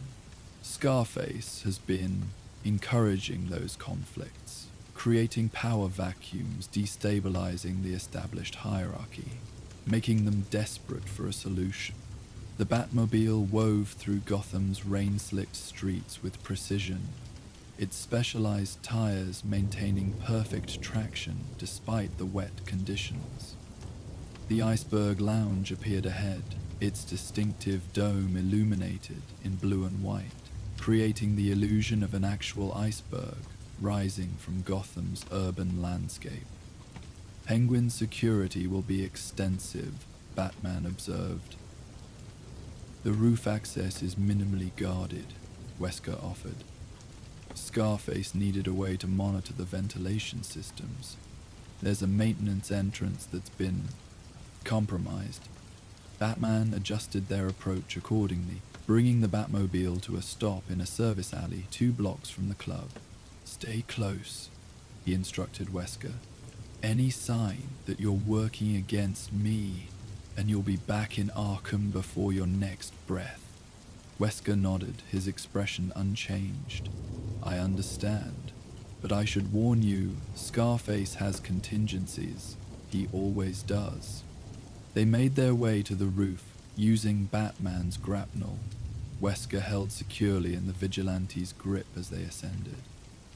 The iceberg's roof featured a complex ventilation system designed to maintain the club's artificially cool temperature, creating the Arctic atmosphere that was Penguin's signature. "There," Wesker pointed to an access panel partially hidden behind an air conditioning unit. "That leads directly to the central ventilation control." Batman scanned the panel for security measures, finding it just as Wesker had indicated. The locks had been tampered with, allowing easy access. Inside, a narrow maintenance shaft descended toward the building's core systems. 6 minutes to deployment, Batman noted as they made their way down the shaft. "Where exactly is the splinter release mechanism?" "Central Air's circulation chamber," Wesker replied. "Just above the main gathering room. The splinters are in a pressurized container, designed to disperse them evenly throughout the space once released." They reached the central chamber, a large room filled with humming machinery that controlled airflow throughout the iceberg lounge. In the center stood a cylindrical device that hadn't been part of the original system. Sleek, modern technology grafted onto Penguin's elaborate but conventional climate control. Batman approached the device cautiously, scanning it with his cowl's systems. Inside, thousands of tiny wooden splinters floated in a suspension medium, ready to be propelled through the ventilation system at the designated time. The release mechanism is internally shielded, Batman observed. Attempting to disarm it directly could trigger immediate deployment. Yes, Wesker confirmed. Scarface was very specific about that design element. He anticipated your involvement. Batman analyzed the system quickly, looking for vulnerabilities. The ventilation system itself can be shut down, he determined, moving to the main control panel. If air stops flowing, the splinters can't reach their targets. Penguin's system has emergency backups, Wesker warned. Shutting down primary circulation will automatically trigger secondary systems. Not if the emergency triggers are disabled first, Batman countered, already working to bypass the safety protocols that would activate the backup systems. His gauntleted fingers moved with precision across the control panel, systematically isolating each emergency response mechanism before targeting the main system. 4 minutes, Wesker said, watching the countdown on a small display attached to the splinter device. Batman worked methodically, his focus absolute despite the time pressure. One by one, the emergency systems were disabled, their status lights changing from green to red on the control panel. Finally, only the main circulation system remained active. Once I shut this down, the room temperature will rise quickly, Batman warned. The crime families will notice something's wrong. Better warm than mind-controlled. Wesker replied with unexpected clarity. Batman disabled the main circulation system.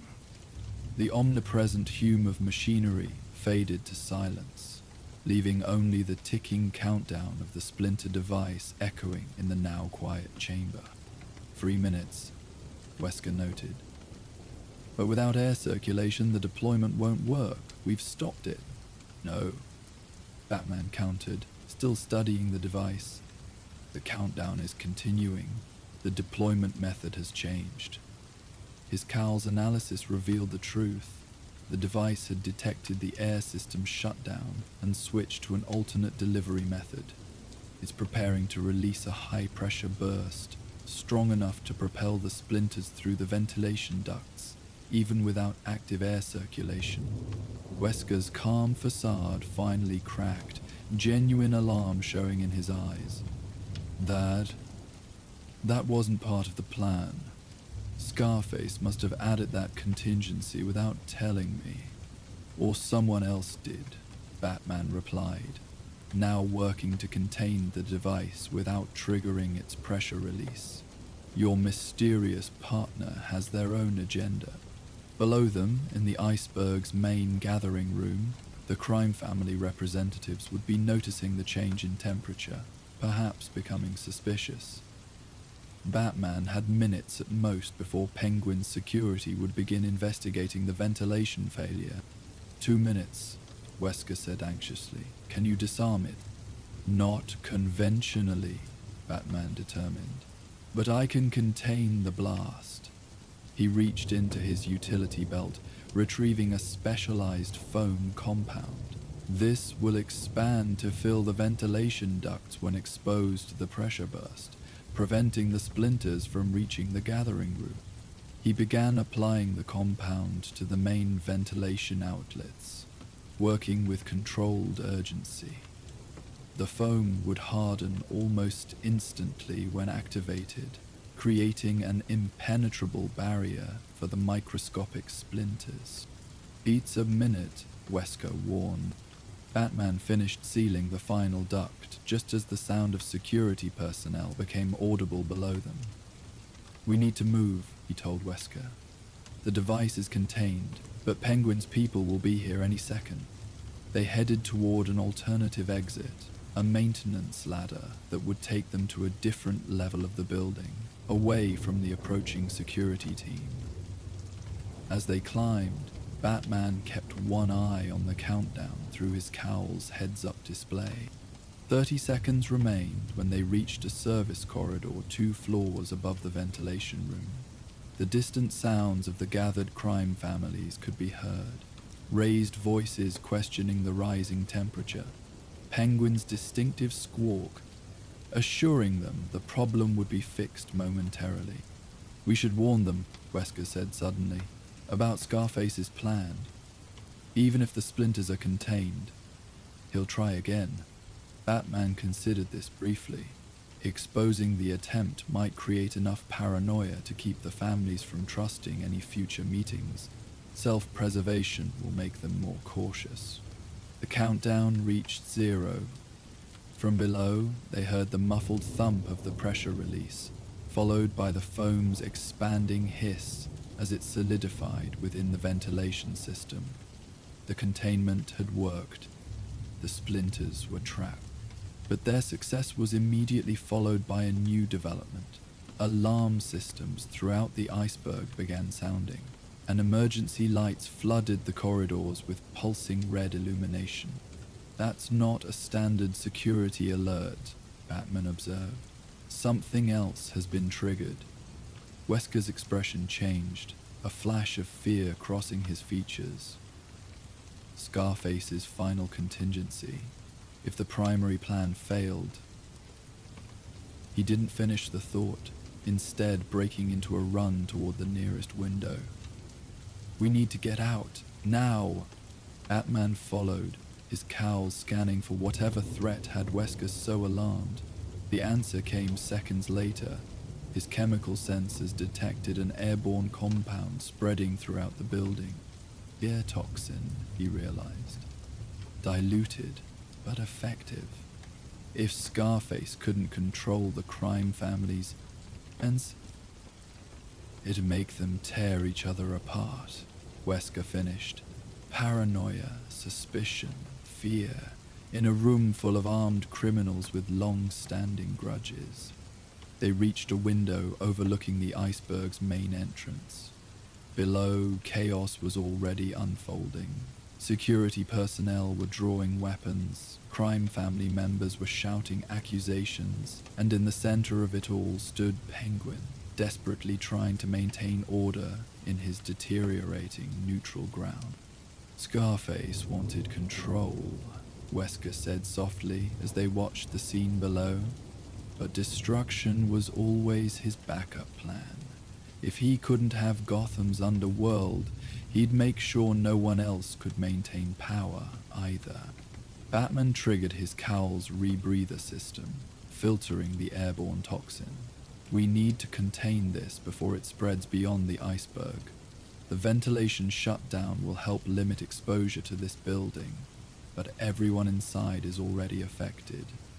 Gunfire erupted below as the fear toxin took stronger hold, criminal alliances dissolving into primal fear and aggression. Batman prepared to intervene, calculating how to disperse an antidote through the building, while minimizing casualties in what was rapidly becoming a war zone. "Take me with you," Wesker said suddenly, his voice finding new strength. "I know how Scarface thinks. I can help." Batman assessed the thin man quickly. Despite everything, Wesker had provided accurate information throughout their encounter. His insight into Scarface's methods might prove valuable in preventing future attacks, and perhaps most importantly, he seemed genuinely disturbed by what his alter ego had planned. "Stay behind me," Batman instructed as they prepared to descend into the chaos below. "And remember, this is about saving lives, not settling scores." Wesker nodded, his expression solemn. "I've been Scarface's puppet long enough. Maybe it's time I pulled some strings of my own." Together, they moved toward the escalating conflict, Batman already calculating how to deploy fear toxin antidote while neutralizing the armed combatants below. The rain continued its gentle patter against the iceberg's dome, nature's persistent rhythm continuing undisturbed by the human drama unfolding beneath it. Hours later, as dawn approached, Batman and Alfred reviewed the night's events in the quiet sanctuary of the Batcave. The iceberg situation had been contained. Penguin's security systems had ultimately helped isolate the building, limiting the fear toxin exposure to those already inside. Batman's antidote dispensers had gradually cleared the air, allowing GCPD to secure the location and separate the affected criminals before any fatalities occurred. An impressive resolution, sir, Alfred noted, placing a fresh cup of tea beside Bruce, who had removed the cowl but still wore the rest of the batsuit. And Mr. Wesker? In GCPD custody, Bruce replied, studying the chemical analysis of the splinters displayed on the Batcomputer's main screen. Montoya is handling him personally, making sure he gets proper psychiatric evaluation before any criminal charges are considered. Do you believe his cooperation was genuine? Alfred asked, his expression thoughtful, or perhaps another of Scarface's manipulations. Bruce considered this question carefully, reviewing Wesker's actions throughout their encounter. I think Wesker has been fighting for control longer than anyone realized. Tonight, he managed to assert himself when it mattered most. Quite the parallel to your own journey, Alfred observed gently. The constant balance between different aspects of oneself, finding harmony between seemingly contradictory impulses. Bruce nodded, acknowledging the insight. The technology in those splinters was sophisticated, beyond anything Wesker could have developed alone. Someone else was using Scarface's influence for their own purposes. A puppet master behind the puppet master, Alfred mused. Any theories? Several, Bruce admitted, but no concrete evidence yet. Whoever it was understood mind control on a neurological level. This goes beyond simple manipulation. The Batcomputer completed its analysis of the splinter components, displaying a molecular structure that seemed faintly familiar. Bruce flagged it for further investigation, adding it to the growing case file. Perhaps most troubling, he continued, is how effectively they exploited Wesker's condition. They didn't just use his technical skills, they leveraged his psychological vulnerability, his relationship with Scarface, to create a perfect cover for their operation, suggesting someone with intimate knowledge of Arkham's patients, Alfred noted. A concerning prospect indeed.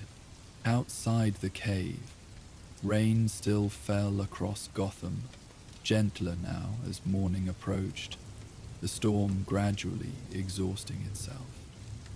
Bruce found himself listening to its rhythmic percussion against the manor above, finding in it the same soothing quality he'd observed earlier. You were right about the rain, Alfred, he said after a moment. It does bring clarity. Nature has its own wisdom, sir, Alfred replied with a small smile. Sometimes the simplest experiences offer the most profound insights. Bruce rose, finally ready to change out of the batsuit and allow himself a few hours of rest. Have the computer continue analyzing that molecular structure. I want to know if it matches any known chemical compounds developed in Gotham. Of course, sir, Alfred nodded. And might I suggest that after some sleep, perhaps a walk in the garden? The rain will have brought out the most extraordinary fragrances from the spring blossoms.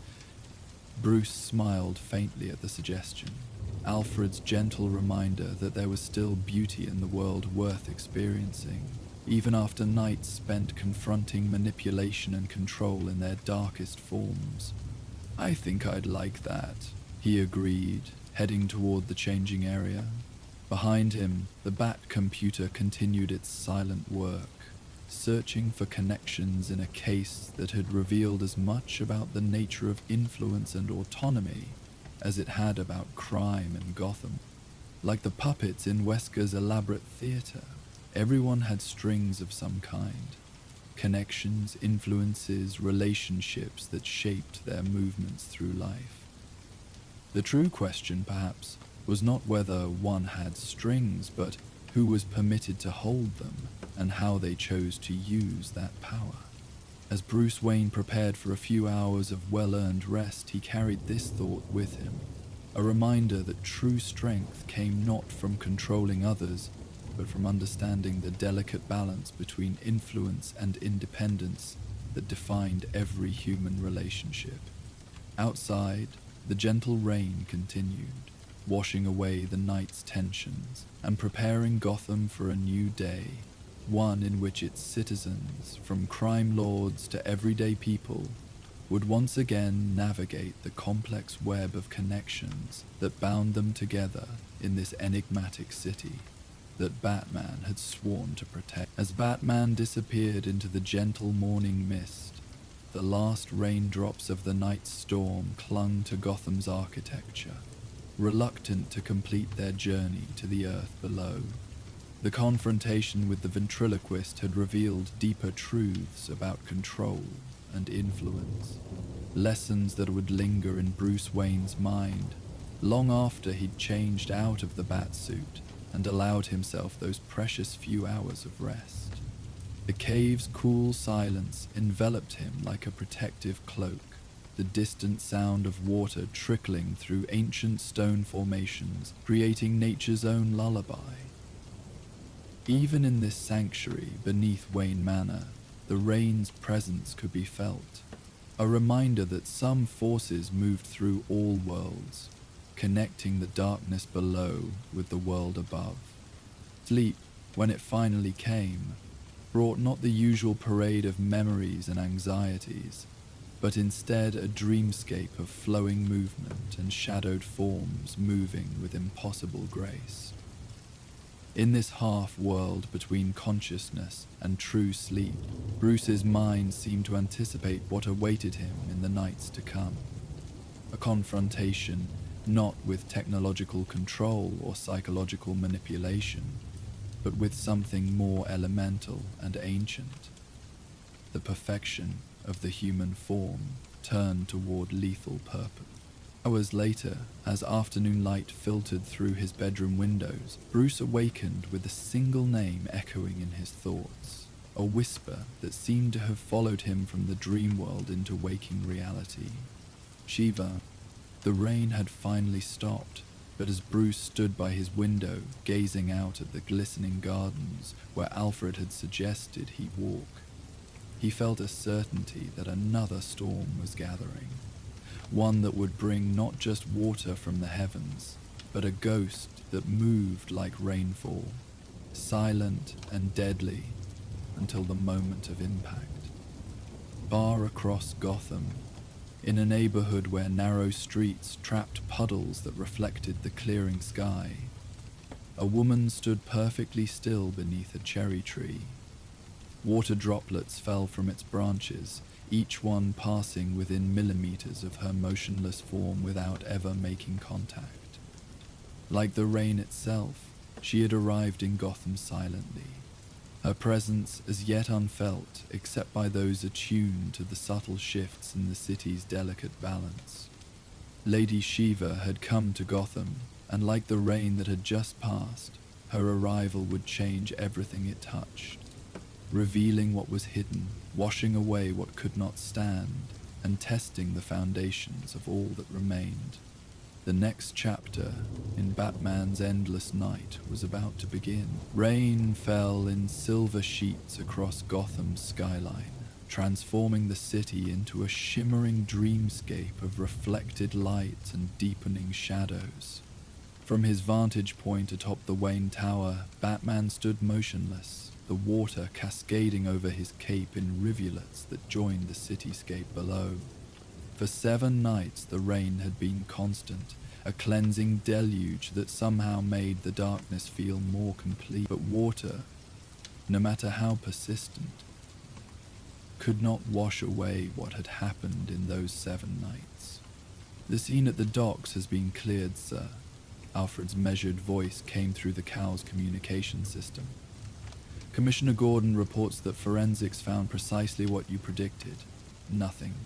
Batman's gaze remained fixed on the city spread beneath him. She's evolving, Alfred, becoming more precise with each target. Indeed. 4 of Gotham's most notorious crime lords eliminated in a week, each death more elegant than the last. There was a thoughtful pause before Alfred continued. The commissioner mentioned that several of his detectives found the lack of evidence almost beautiful. His word, not mine. Batman understood. There was an artistry to the killings that disturbed him more than their brutality. Each victim had been dispatched with such perfect efficiency that death seemed almost incidental, the culmination of a flawless equation rather than an act of violence. Lady Shiva, he said quietly, the name itself carrying weight in the rain-heavy air. You're certain then? No one else moves like her. Batman's mind replayed the single security footage that had captured anything useful. 3 seconds of a shadow flowing through the Triad leader's penthouse, barely distinguishable from the darkness itself. Most would have dismissed it as a camera glitch, but Batman recognized the economy of movement, the perfect balance that allowed her to exist between moments. She doesn't waste a single motion, doesn't leave a single trace. Except for her calling card, Alfred noted.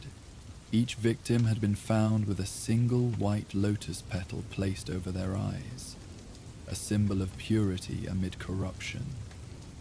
The message was clear to those who understood Shiva's philosophy. These deaths were not merely executions, but purifications. In her mind, she was not taking life, but releasing corrupted souls to find better vessels. Lightning fractured the sky, momentarily turning Gotham's shadows into harsh relief. Batman used the moment to move, dropping from his perch and allowing his cape to catch the updraft between buildings. He glided through the rain-soaked night, the cowl's enhanced vision adjusting to the constantly changing patterns of light and darkness. I've compiled the dossiers you requested, Alfred continued as Batman descended toward the narrow streets of Chinatown. 4 victims, ostensibly without connection beyond their criminal enterprises, yet each controlled territory that bordered on the next. Someone's consolidating power, Batman replied, landing silently on a pagoda-styled rooftop. Water streamed from his cape as he crouched among stone dragons that seemed almost alive in the rain, using Shiva as their instrument. A dangerous proposition, employing someone of her particular ethics. Batman agreed silently. Lady Shiva did not serve, she tested. Whoever had brought her to Gotham was playing with forces they couldn't possibly control, like trying to direct a hurricane's path. Below him, Chinatown continued its nighttime rhythm despite the downpour. Street vendors huddled beneath awnings, steam from food carts mingling with the rain to create a perpetual mist. The neon signs reflecting in puddles transformed ordinary streets into watercolor paintings of vibrant color. Among this living tableau moved ordinary people, unaware of the deadly current that had been introduced to their world. The 5th name on your list, Alfred said. Master Chen Wei. Are you certain he's next? His territory connects the others, and unlike the previous victims, he's aware he's being targeted. Batman's enhanced vision scanned the building across from Chen's restaurant. He's increased security substantially. Indeed, the reinforcements were evident, even to casual observation. More guards at the entrances, private security mingling with clientele, subtle surveillance equipment covering approaches. Chen, unlike his now deceased contemporaries, had recognized the pattern of death moving through Gotham's underworld. Which may explain why she hasn't struck yet, Alfred observed. Lady Shiva historically avoids confrontations that lack aesthetic merit. She's watching him, Batman replied, catching a glimpse of movement on a rooftop 2 buildings away, one of Chen's sentries adjusting position, studying his defenses. For her, the challenge is part of the purpose. The perfect kill rather than merely a successful one. Alfred's tone carried philosophical weight, a distinction that separates the true artist from the mere professional. Batman continued his surveillance, analyzing each of Chen's security measures while simultaneously scanning for the assassin he knew must be doing the same. The rain shifted subtly, driven by changing winds, creating new patterns against the city's geometry. In those patterns, a trained eye might discern opportunities, approaches that would be momentarily obscured, angles that would briefly align. "There's something else we should consider, sir," Alfred said after a thoughtful silence. "The timing. 7 nights of rain, 4 victims thus far. The number holds significance in certain philosophical tradition." Batman had already made the connection. 7 steps to enlightenment, 4 corruptions to overcome. Precisely. If Lady Shiva is following such symbolism, then she's building towards something specific. Batman's gaze shifted to the temple at the end of the street, an ancient structure that had been standing since Gotham's earliest days, not just eliminating targets, but creating a pattern, a ritual. He moved across the rooftops with practiced grace, each motion calculated to disturb the rainfall as little as possible. The temple's traditional architecture offered numerous approaches, but Batman chose the least obvious, descending to street level and moving through the crowd before ascending again, via the building's ornate stonework. The temple's roof garden offered seclusion amidst carefully maintained bonsai trees and stone lanterns that glowed with warm light despite the rain. At its center, seated in perfect meditation despite the downpour, was the figure Batman had come to find. Master Dao's weathered face showed no surprise as Batman emerged from the shadows. The elderly martial artist remained motionless, the rain seeming to flow around rather than upon him, as though his decades of discipline had earned him respect from the elements themselves. "I wondered when you would come," Master Tao said, his voice carrying clearly despite its softness. "You seek knowledge of the woman who walks between raindrops." Batman approached respectfully, understanding the protocols that govern this world. 4 men are dead, a 5th is targeted. "And you believe stopping her will change what is already in motion?" Master Tao opened his eyes, their deep brown holding wisdom earned through years of studying both combat and philosophy. "The rain falls where it must, Batman. Individual drops cannot change its purpose." "I'm not interested in metaphors," Batman replied, though he moderated his tone. "Lady Shiva is in Gotham. I need to understand what she wants." Master Tao considered him for a long moment before gesturing to the space across from him. "Sit. If you wish to understand the ghost of the rain, you must first understand stillness." Batman hesitated only briefly before complying, adopting the formal meditation posture that mirrored the elders. The rain continued around them, but in the space between their focused concentration, a different kind of clarity emerged. "She was once my student," Master Tao said after their breathing had synchronized naturally. "Many years ago, before her path diverged from what I could teach, she sought not just mastery but transcendence, the perfect unity of body and spirit that comes only when one has faced death and understood its true nature." "She's an assassin," Batman stated. She is an artist whose medium is mortality, the master corrected gently. Each life she takes is chosen with specific purpose, not for money, though she accepts payment, but for the challenge that particular death presents to her skills. Batman processed this against what he already knew of Shiva's methods. The victims so far have all been protected by extensive security. Each presented unique challenges, and each fell with a single strike. Master Tal's eyes reflected the lantern light. This is her signature, the perfect economy of force. In her philosophy, to require more than one action to accomplish death is to admit imperfection. The white lotus petals? Symbols of rebirth. In placing them, she honors those whose deaths have contributed to her own perfection.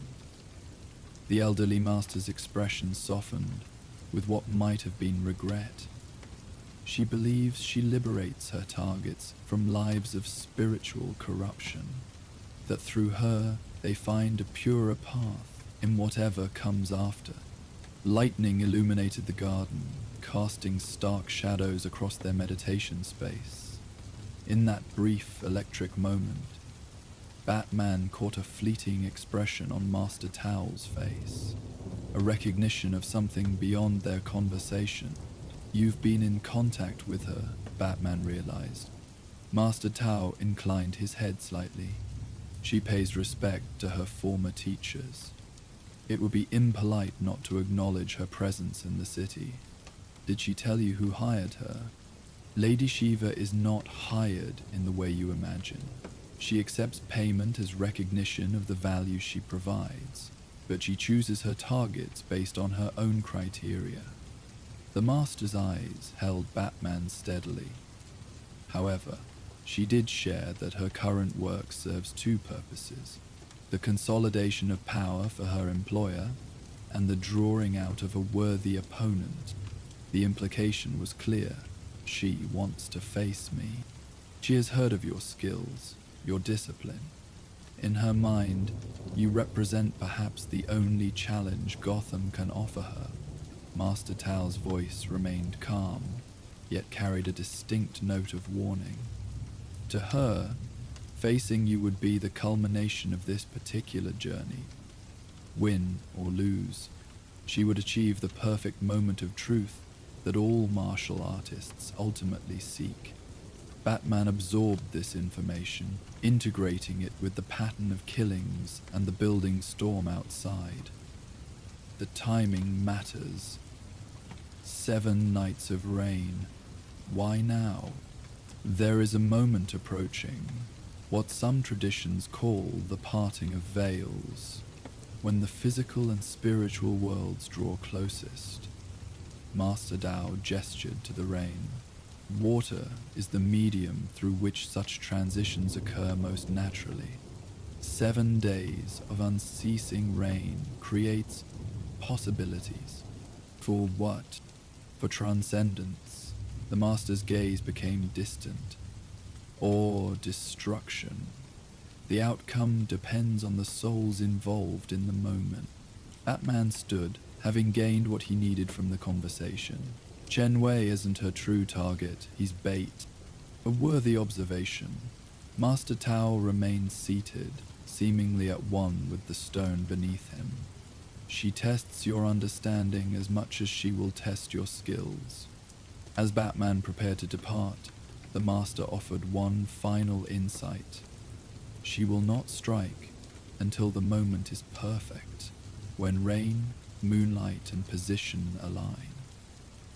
When that moment comes, remember that her strength is not in her techniques, but in her absolute commitment to each motion.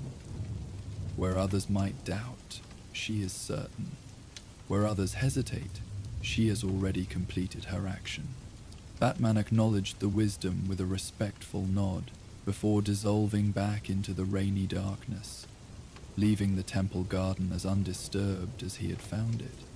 Most illuminating, Alfred commented once Batman was moving across rooftops again. though I suspect Master Tao shared only what Lady Shiva wished him to share. Agreed.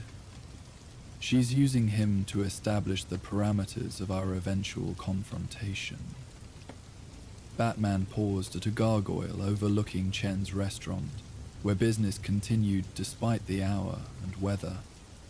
She wants me to understand the stakes. A philosophical battle as much as a physical one. Alfred's tone suggested he was consulting additional references. I've been researching this parting of veils concept. According to several mystical traditions, it refers to a moment when the boundaries between life and death become temporarily permeable. Batman watched as Chen Wei himself emerged briefly from the restaurant, surrounded by bodyguards as he entered a waiting car.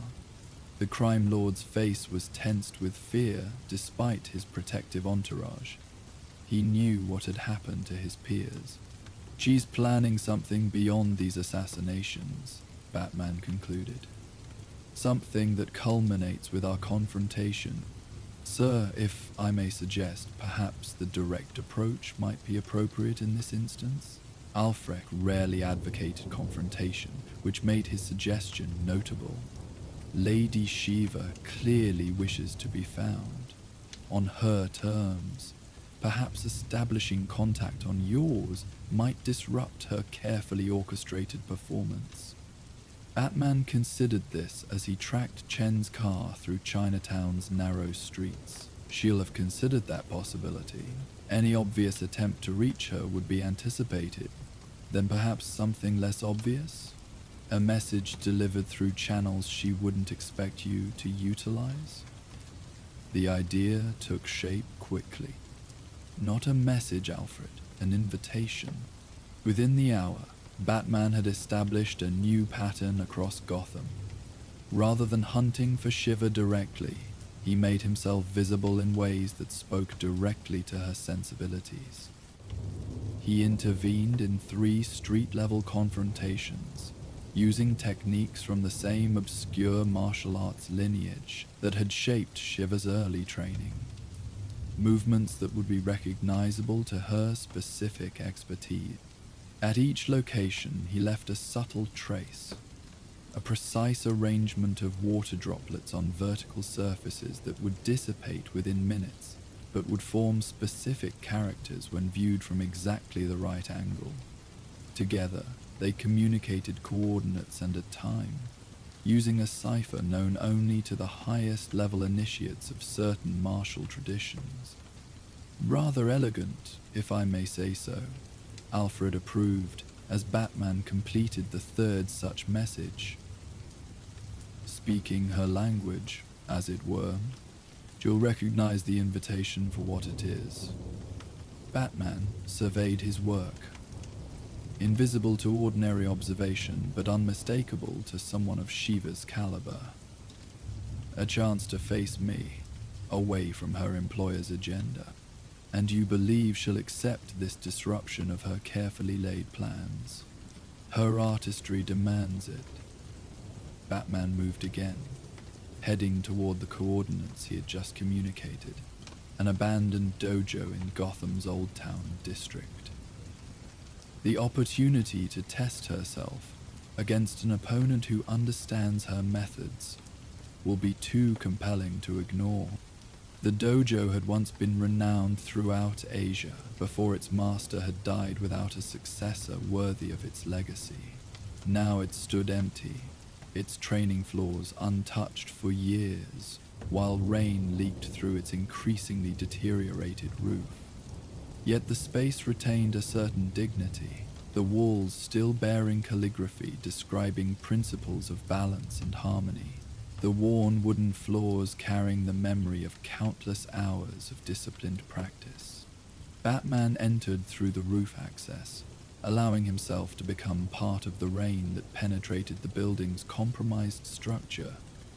Water streamed from his cape as he descended to the main training floor, the cowl's systems automatically adjusting to the dim light filtered through paper screens and broken windows. She's already here, he sub-vocalized to Alfred, having detected the subtlest shift in the rainfall pattern within the dojo, a disruption that could only be caused by another presence disturbing the air currents. "Then best behavior, sir," Alfred replied dryly. "One doesn't keep a lady waiting."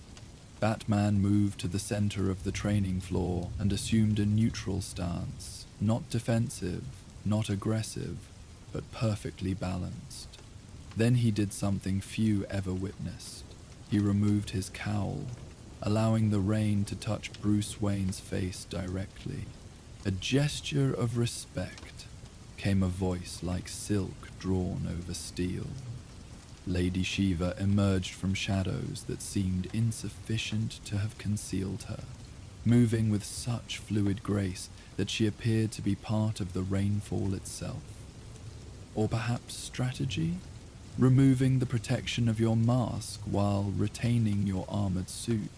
Bruce met her gaze steadily. She was dressed simply in training clothes of darkest blue, her only concession to her deadly reputation being the sash of deep crimson at her waist. In her presence, even the rain seemed to move with more purpose, each droplet falling with precise intention. "Neither," he replied truthfully, an acknowledgement that what happens here is between us as individuals, not symbols. Shiva considered this with a hint of a smile. "Yet we are both symbols, are we not? You, the protector who refuses to cross the ultimate line. Me, the artist who celebrates that line as the moment of purest truth." She moved in a slow circle around him, her footsteps making no sound, despite the puddles forming on the wooden floor. 4 men who corrupted everything they touched are now freed from their limitations. Their organizations will reform under new leadership that understands the value of discipline and respect. "Orchestrated by your employer," Bruce stated. "A woman of vision," Shiva acknowledged. "One who sees Gotham's potential beneath its decay. But her plans are merely context for the greater purpose." Bruce remained centered as she circled.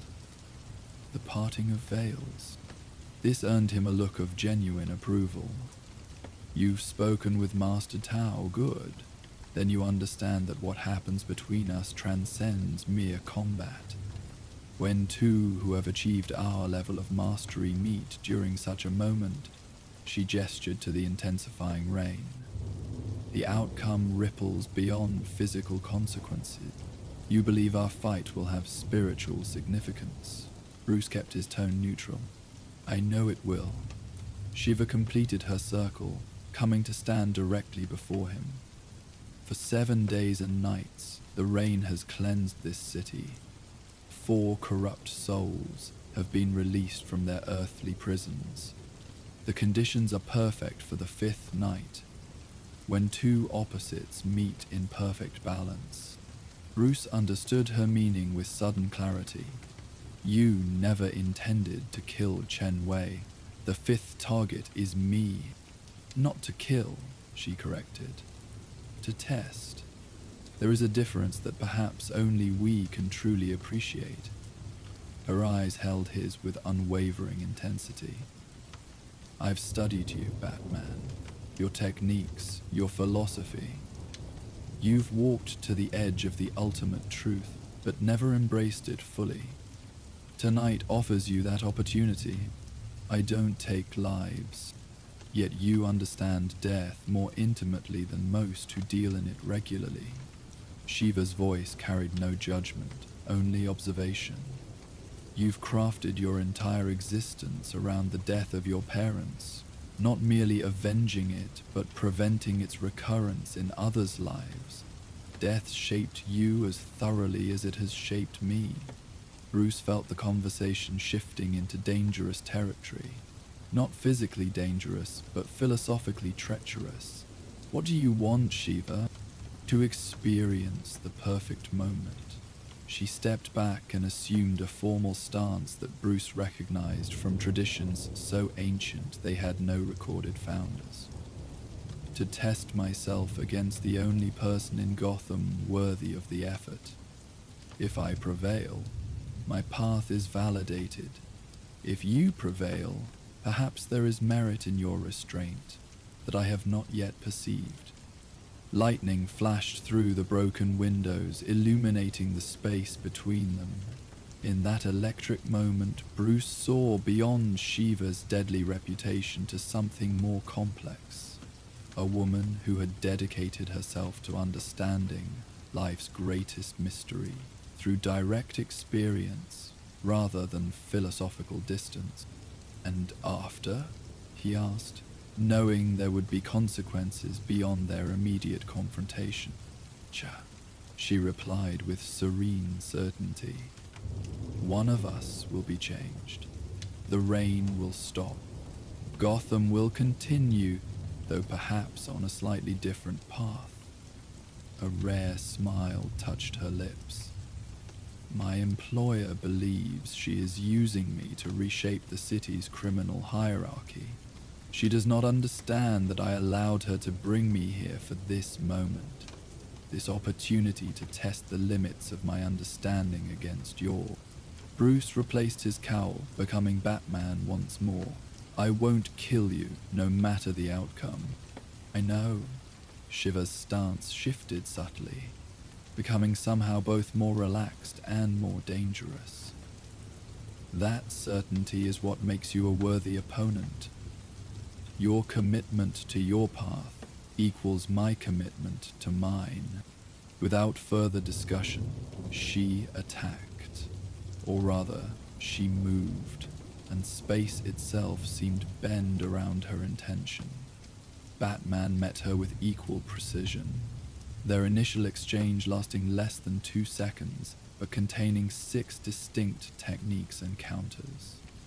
They separated, each having tested the other's fundamental awareness. Excellent, she approved. You perceive the spaces between movements. Their second engagement lasted longer, a flowing exchange of strikes and deflections that resembled a conversation more than combat. Each technique Batman employed was met with perfect countering pressure, not blocking but redirecting, using his own energy to create openings he then had to defend. Similarly, Shiva found her normally decisive strikes turned aside with subtle shifts that demonstrated Batman's deep understanding of momentum and balance. Water flew from their movements, creating momentary sculptures in the air that caught the intermittent lightning.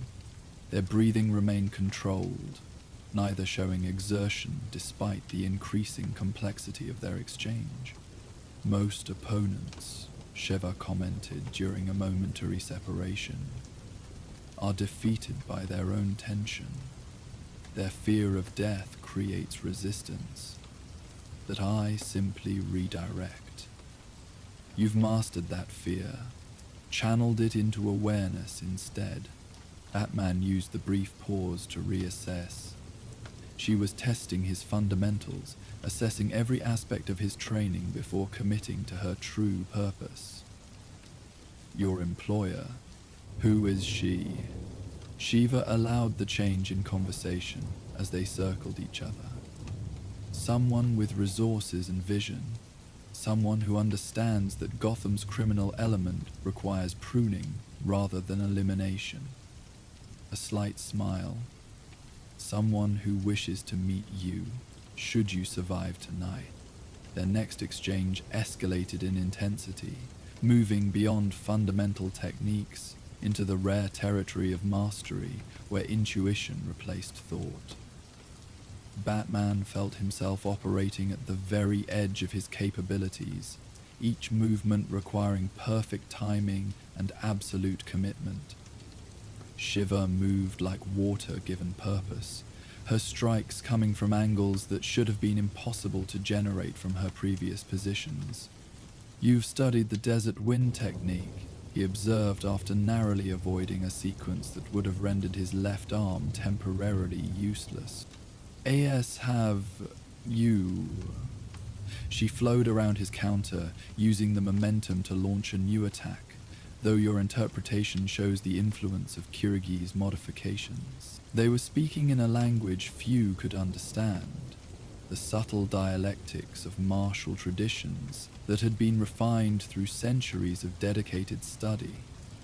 Each recognized in the other not just technical proficiency, but deep comprehension of the principles underlying physical movement.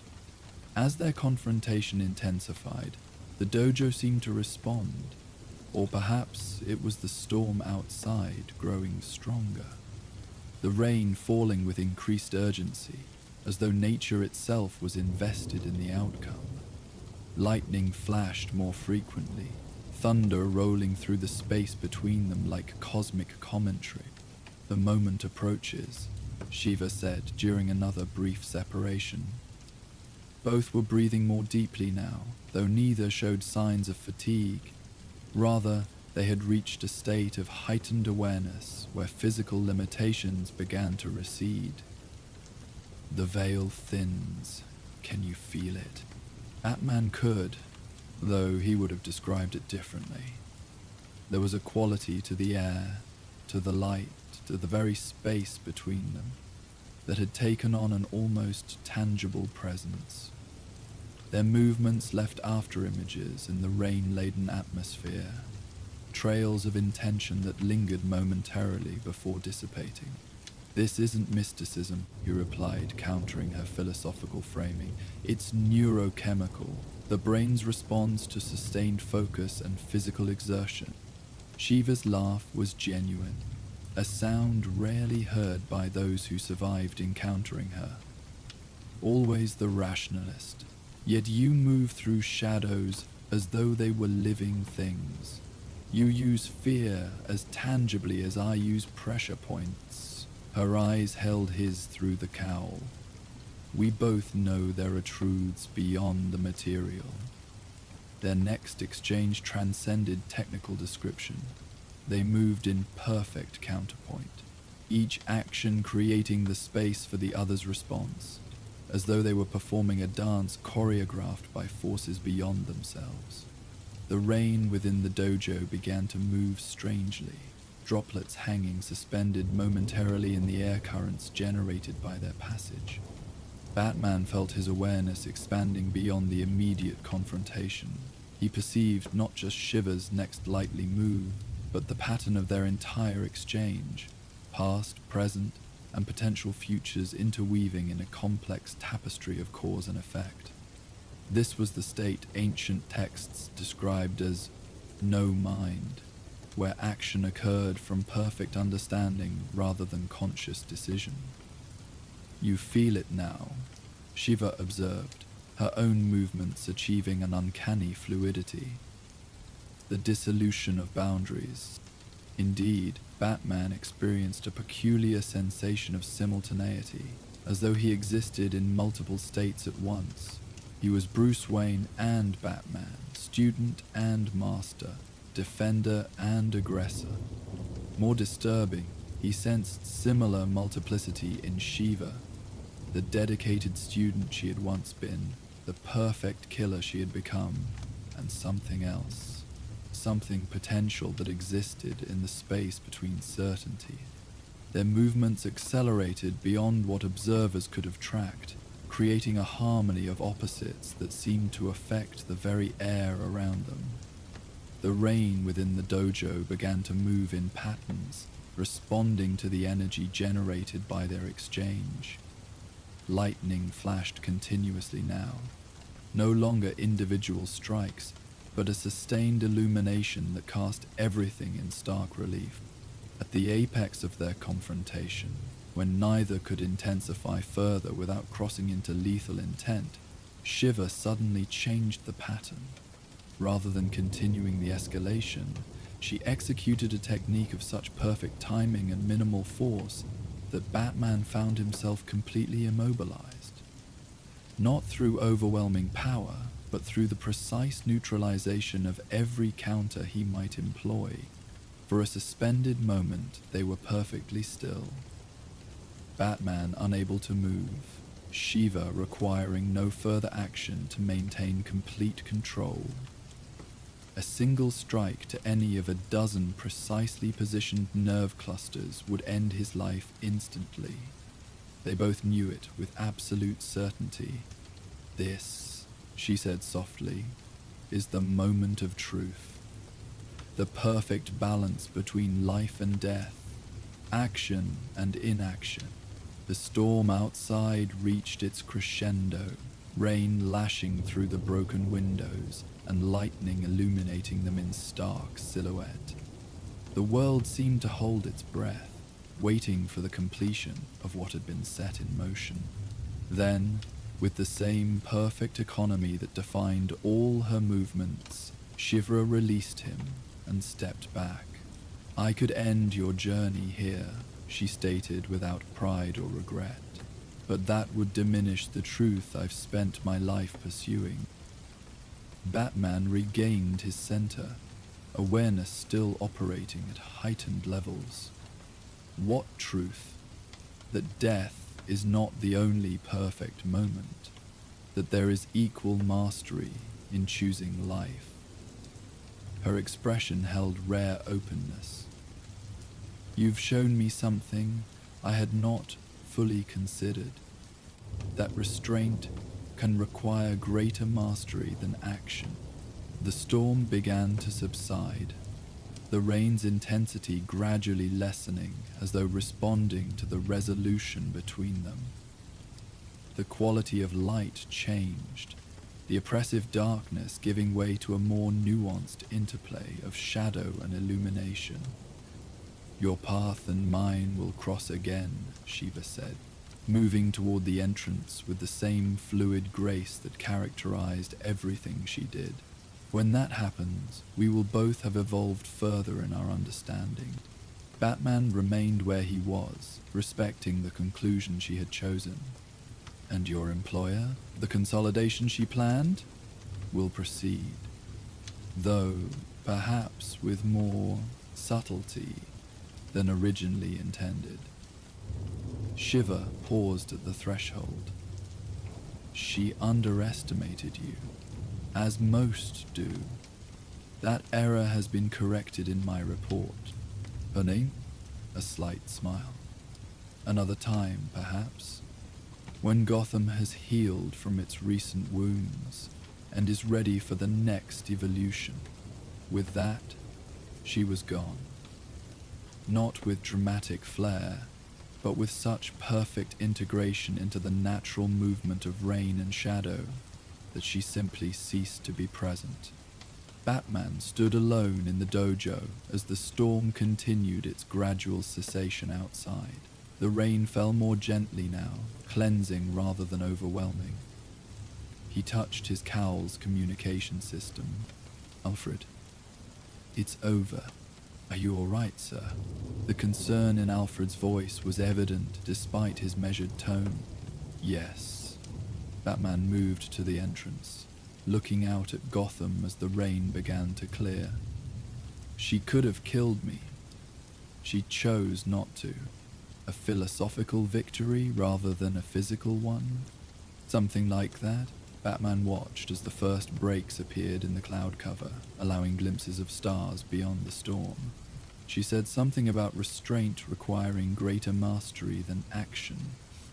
A sentiment I've expressed on numerous occasions," Alfred noted dryly, "though perhaps with less dramatic context." Batman smiled slightly. "She'll be back, Alfred. Whatever her employer is planning, this was just the opening move. Then we shall be prepared." The sounds of the Batcave's systems came through the communication link. "I've taken the liberty of preparing some tea for your return, Earl Grey with honey. I find it particularly restorative after philosophical confrontations with deadly assassin. Thank you, Alfred." Batman looked once more at the dojo, where something profound had occurred. Not just a battle averted, but an understanding reached. The nature of that understanding would require considerable reflection. Before departing, he walked slowly around the perimeter of the training floor. his enhanced vision cataloging details that most would miss. Faint footprints in the dampness showed the perfect balance of Shiva's movements, the precise distribution of weight that allowed her to move as though gravity itself made exceptions for her mastery.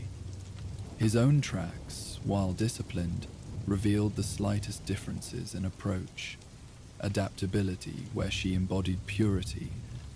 In one corner, a calligraphy scroll had partially unrolled in the moisture, revealing an ancient axiom that seemed particularly relevant.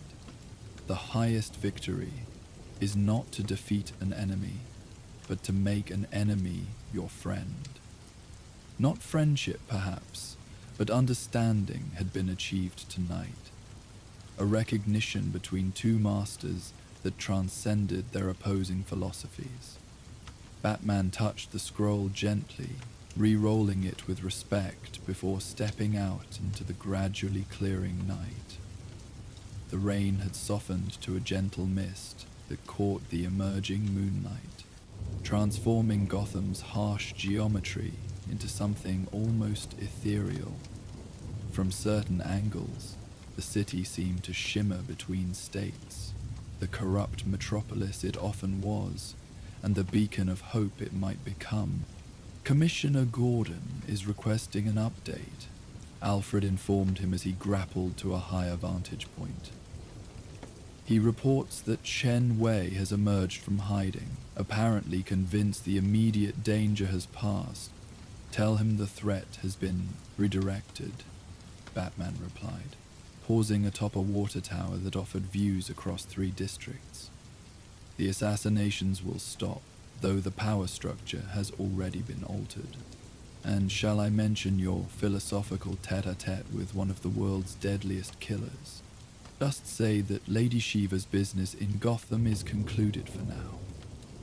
Batman watched as emergency vehicles below began deactivating their lights, the crisis response winding down as the storm subsided.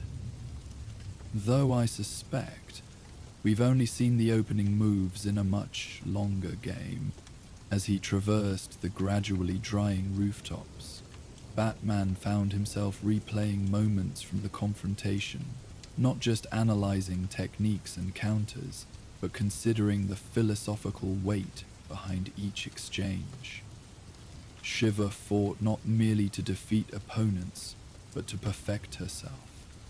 Each kill an expression of her understanding of life's fundamental impermanence. Her precision was not cruelty, but its opposite. A respect for the moment of transition between states that most people feared to contemplate. His own approach had always been different, preserving life as the highest principle, finding justice without crossing the line into judgment. Yet tonight had revealed unexpected common ground between these seemingly opposite paths. Both required absolute commitment, both demanded perfect awareness, both sought truth though through different means. Batman paused at the edge of the financial district, where water still streamed from the mouths of gargoyles perched on century-old buildings. These stone sentinels had watched over Gotham through countless storms, their expressions frozen in eternal vigilance. He found himself wondering what they had witnessed over the decades. How many confrontations between opposing forces? How many moments when the city had balanced between decay and renewal? "Alfred," he said quietly, "what do you make of Shiva's comments about the parting of veils?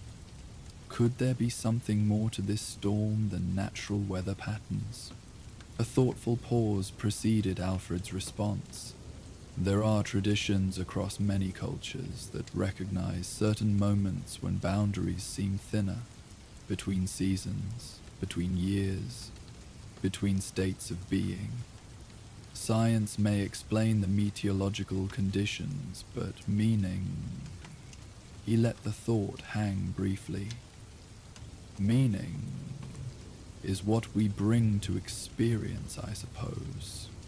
Batman considered this as he moved again, using his grapnel to swing between buildings in a graceful arc that momentarily placed him within the mist itself, suspended between earth and sky, motion and stillness.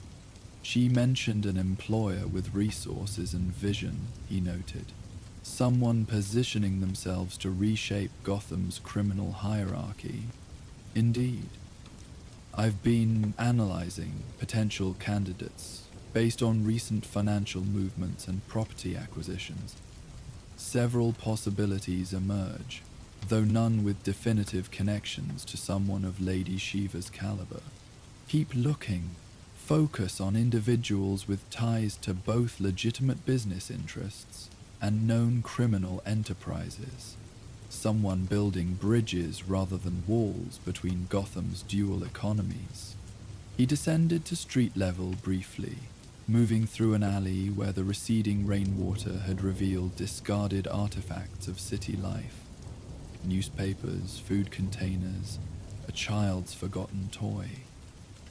These mundane objects carried their own significance in the wake of what had transpired. Reminders of the ordinary lives that continued regardless of the cosmic dramas played out in shadows above them. A stray cat emerged from behind a dumpster, regarding Batman with neither fear nor particular interest before delicately picking its way across puddles. In that small creature's self-contained confidence, Batman recognized something of Shiva's perfect self-possession. The certainty that came from knowing exactly what one was and accepting it completely. He continued his journey homeward, passing through neighborhoods where lights were beginning to appear in windows as Gotham's early risers prepared for their day. A baker opened his shop, the warm glow and scent of fresh bread creating an island of domestic tranquility. An elderly woman swept water from her storefront steps, nodding respectfully as Batman's shadow passed briefly overhead. These small ceremonies of ordinary life stood in contrast to the night's philosophical confrontation, yet they were connected by invisible threads of meaning. As he approached the outskirts of the city, where urban density gave way to the more spacious grounds of Wayne Manor, Batman noted how the landscape itself seemed transformed by the 7 nights of rain. Stream beds that had been dry for months now carried clear, swift water. Trees that had appeared dormant now showed the first hints of new growth. The cleansing had been literal as well as metaphorical, washing away accumulated pollutants and preparing the ground for renewal. Alfred was waiting at the cave entrance, a steaming cup of tea in one hand and a selection of medical supplies in the other. His expression, as always, balanced concern with respect for Bruce's autonomy. No injuries to treat, Batman assured him as he removed the cowl. At least, none visible. Those are often the most significant kind, sir, Alfred observed, setting down the medical kit but maintaining his grip on the tea. The philosophical wounds that don't show on scans.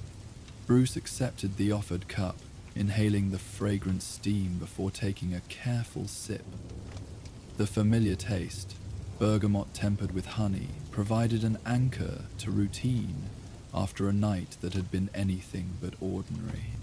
"You could have killed me, Alfred," he said simply, moving to the computer array where preliminary analyses of the confrontation were already running.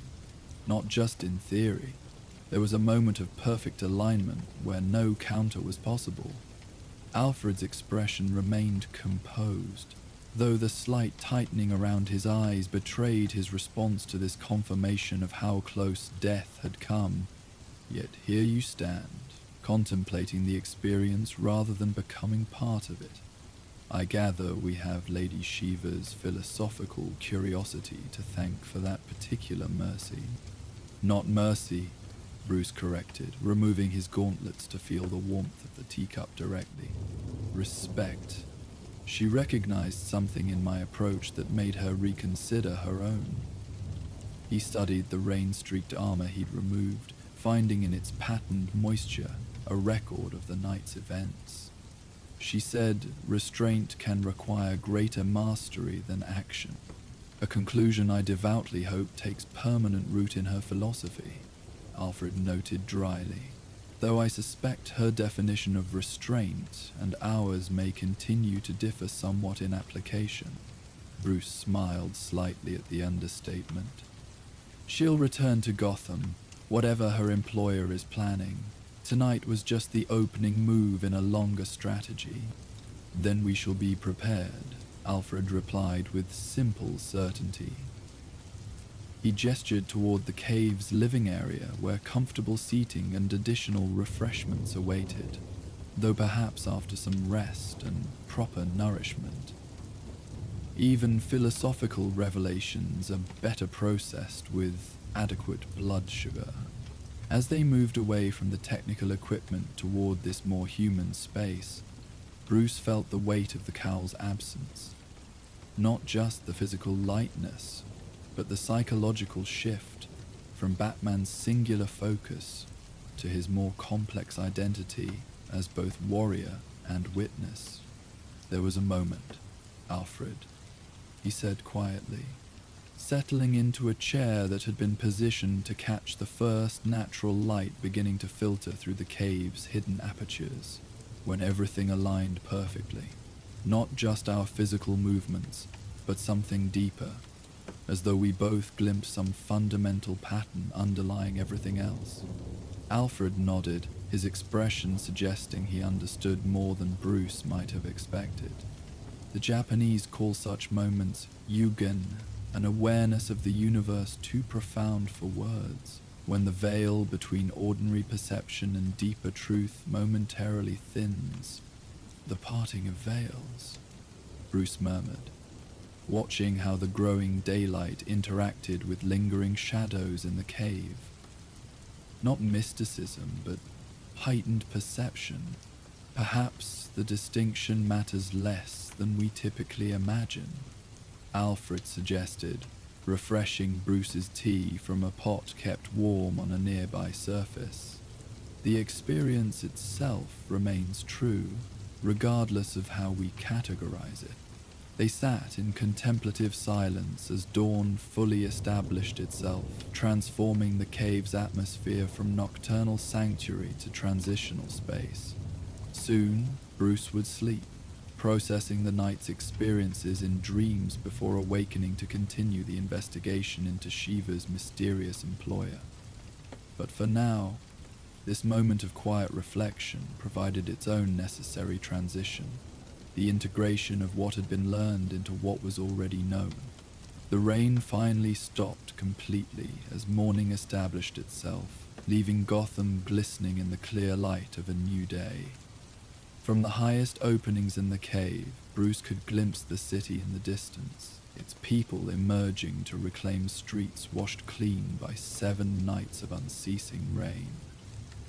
Whatever had been set in motion, whatever parting of veils had occurred during his confrontation with Shiva, was now complete, its consequences yet to be fully understood.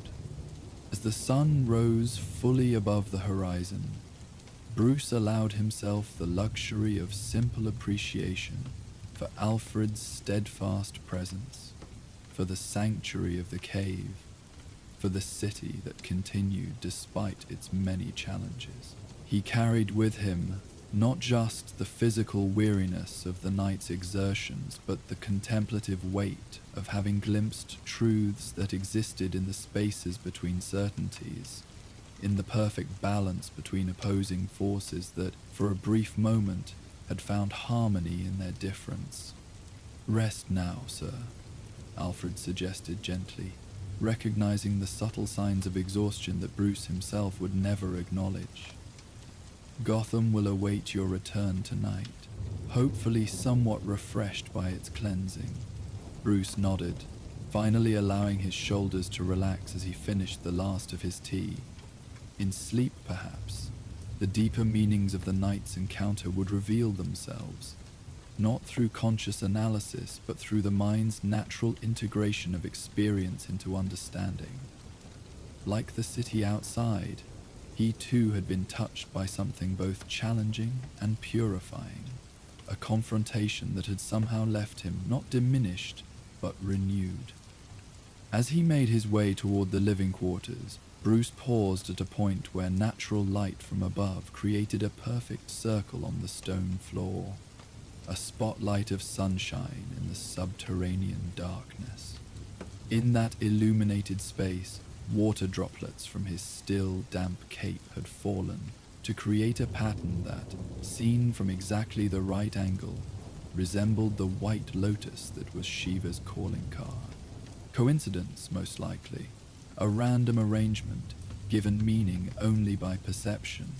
Yet in that moment, Bruce allowed himself to wonder if perhaps the boundaries between coincidence and significance were themselves just another veil waiting to be parted by sufficient awareness.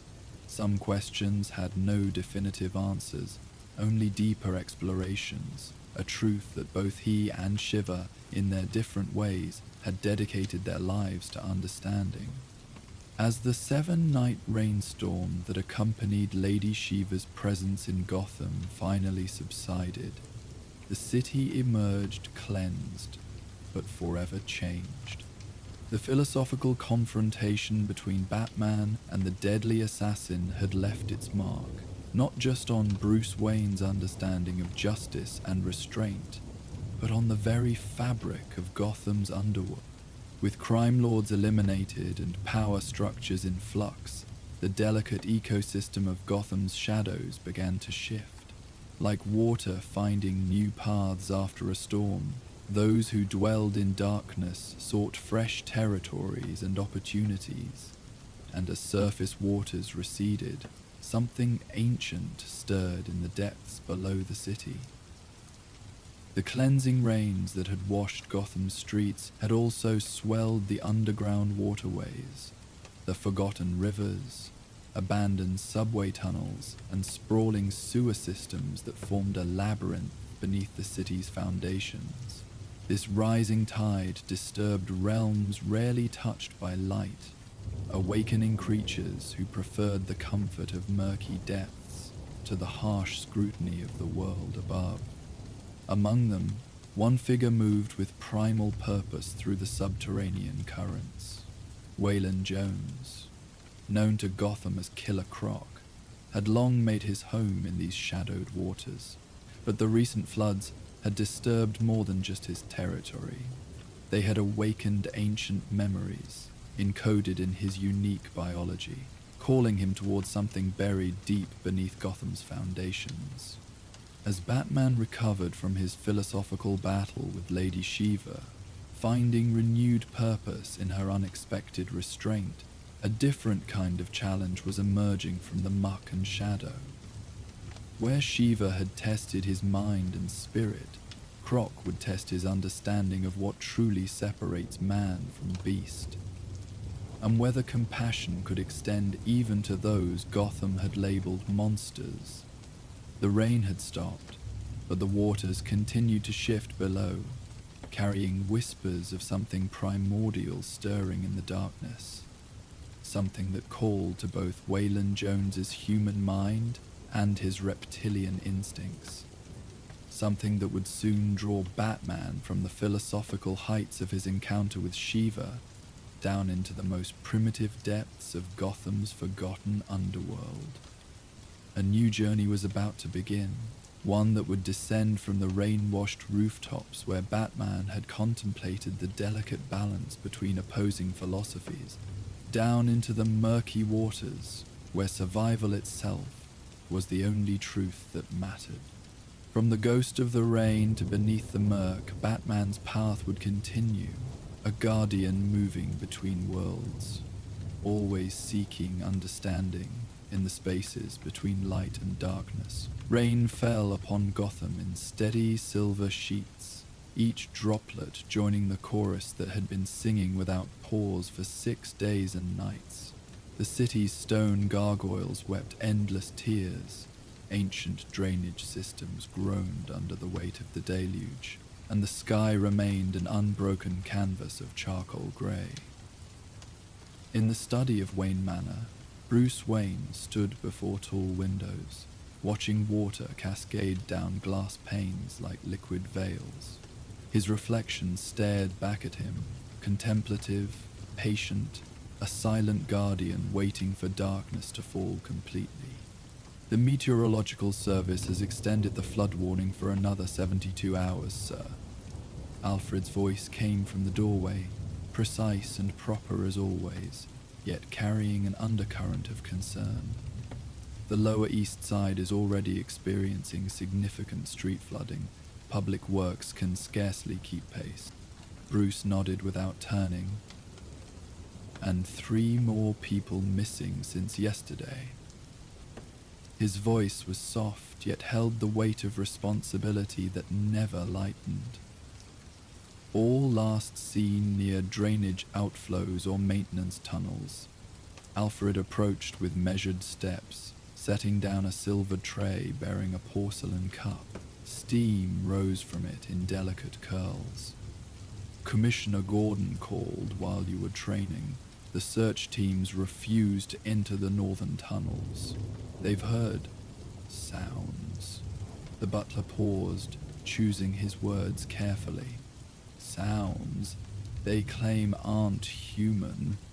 Waylon Jones isn't entirely human anymore, Alfred. Bruce finally turned from the window, his face illuminated briefly by a flash of distant lightning. At least, that's what he wants everyone to believe. He accepted the offered tea, the warmth of the cup a momentary comfort against the perpetual chill that had settled over Gotham. The flooding has given him access to parts of Gotham's underground he couldn't reach before. He's expanding his territory, and hunting while he does so, Alfred added solemnly, his weathered face grim in the study's muted light. The commissioner mentioned the remains they found near Tricorner Yards, partial at best. Bruce set the untouched tea aside, moving toward the grandfather clock that concealed the passage to the cave below. I need to speak with Douglas Chen. He designed the overflow systems for Gotham's eastern reservoir. If anyone understands how these flood patterns might change the underground landscape, it's him. Mr. Chen has already been quite helpful to the GCPD, I understand, Alfred noted, though perhaps Batman might extract insights the police cannot. He followed Bruce to the clock, his posture straight despite the years that had bent so many others. The cave systems below the east side were never properly mapped. Even the city's official schematics are woefully incomplete. That's what makes Jones so dangerous right now, Bruce replied as the clock swung open, revealing the stone steps beyond. He knows Gotham's underground better than anyone. The flooding is changing those pathways daily, creating new hunting grounds only he can navigate. The cool, damp air of the cave greeted them as they descended. Unlike the chaotic deluge above, the water here moved with ancient purpose, the same steady flow that had carved these chambers over millennia. Bats chittered softly in the distant ceiling, undisturbed by the human presence they had grown accustomed to sharing their sanctuary with. I've taken the liberty of updating your suit's environmental systems. Alfred gestured toward the illuminated case where the bat suit waited. The rebreather has been modified for extended submersion. The thermal lining has been reinforced as well. The water temperature in those tunnels is dangerously low. His voice carried the careful concern he would never directly express. And I've upgraded the sonic disruption device. If Mr. Jones's physiology continues to evolve toward his reptilian namesake, certain frequencies should prove disorienting to him. Bruce's hand rested momentarily on Alfred's shoulder, a rare gesture of appreciation between men who communicated as much through silence as through words. Have the Batmobile ready for deployment in 30 minutes.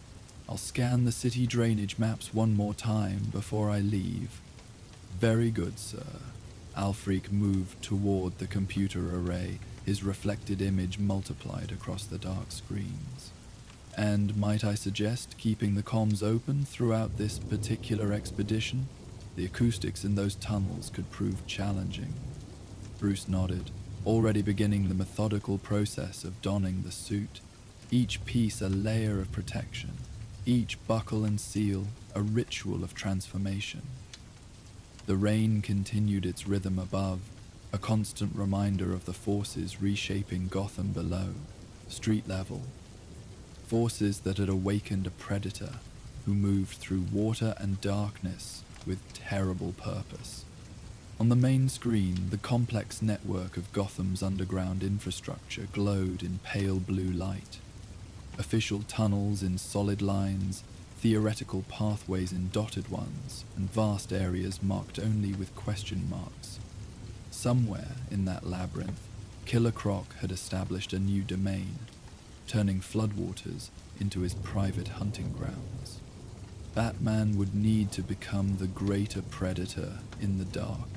Douglas Chen's apartment overlooked Robinson Park, though tonight the view offered only curtains of rain and the occasional sweep of headlights from emergency vehicles below. The city engineer startled visibly when he turned from his kitchen counter to find Batman standing in his living room, water still dripping from the dark cape. "I didn't hear you," Shen caught himself, setting down his coffee mug with a shaking hand. "Of course I didn't. The commissioner said you might come, but I didn't expect." He gestured vaguely at the imposing figure now occupying the space between his bookshelves. "Tell me about the northeastern tunnel junction," Batman said, his voice deliberately modulated to be firm but not frightening. Chen was an ally, not a subject of intimidation. "The blueprints show 3 main convergence points, but your report to the city council mentioned a 4th.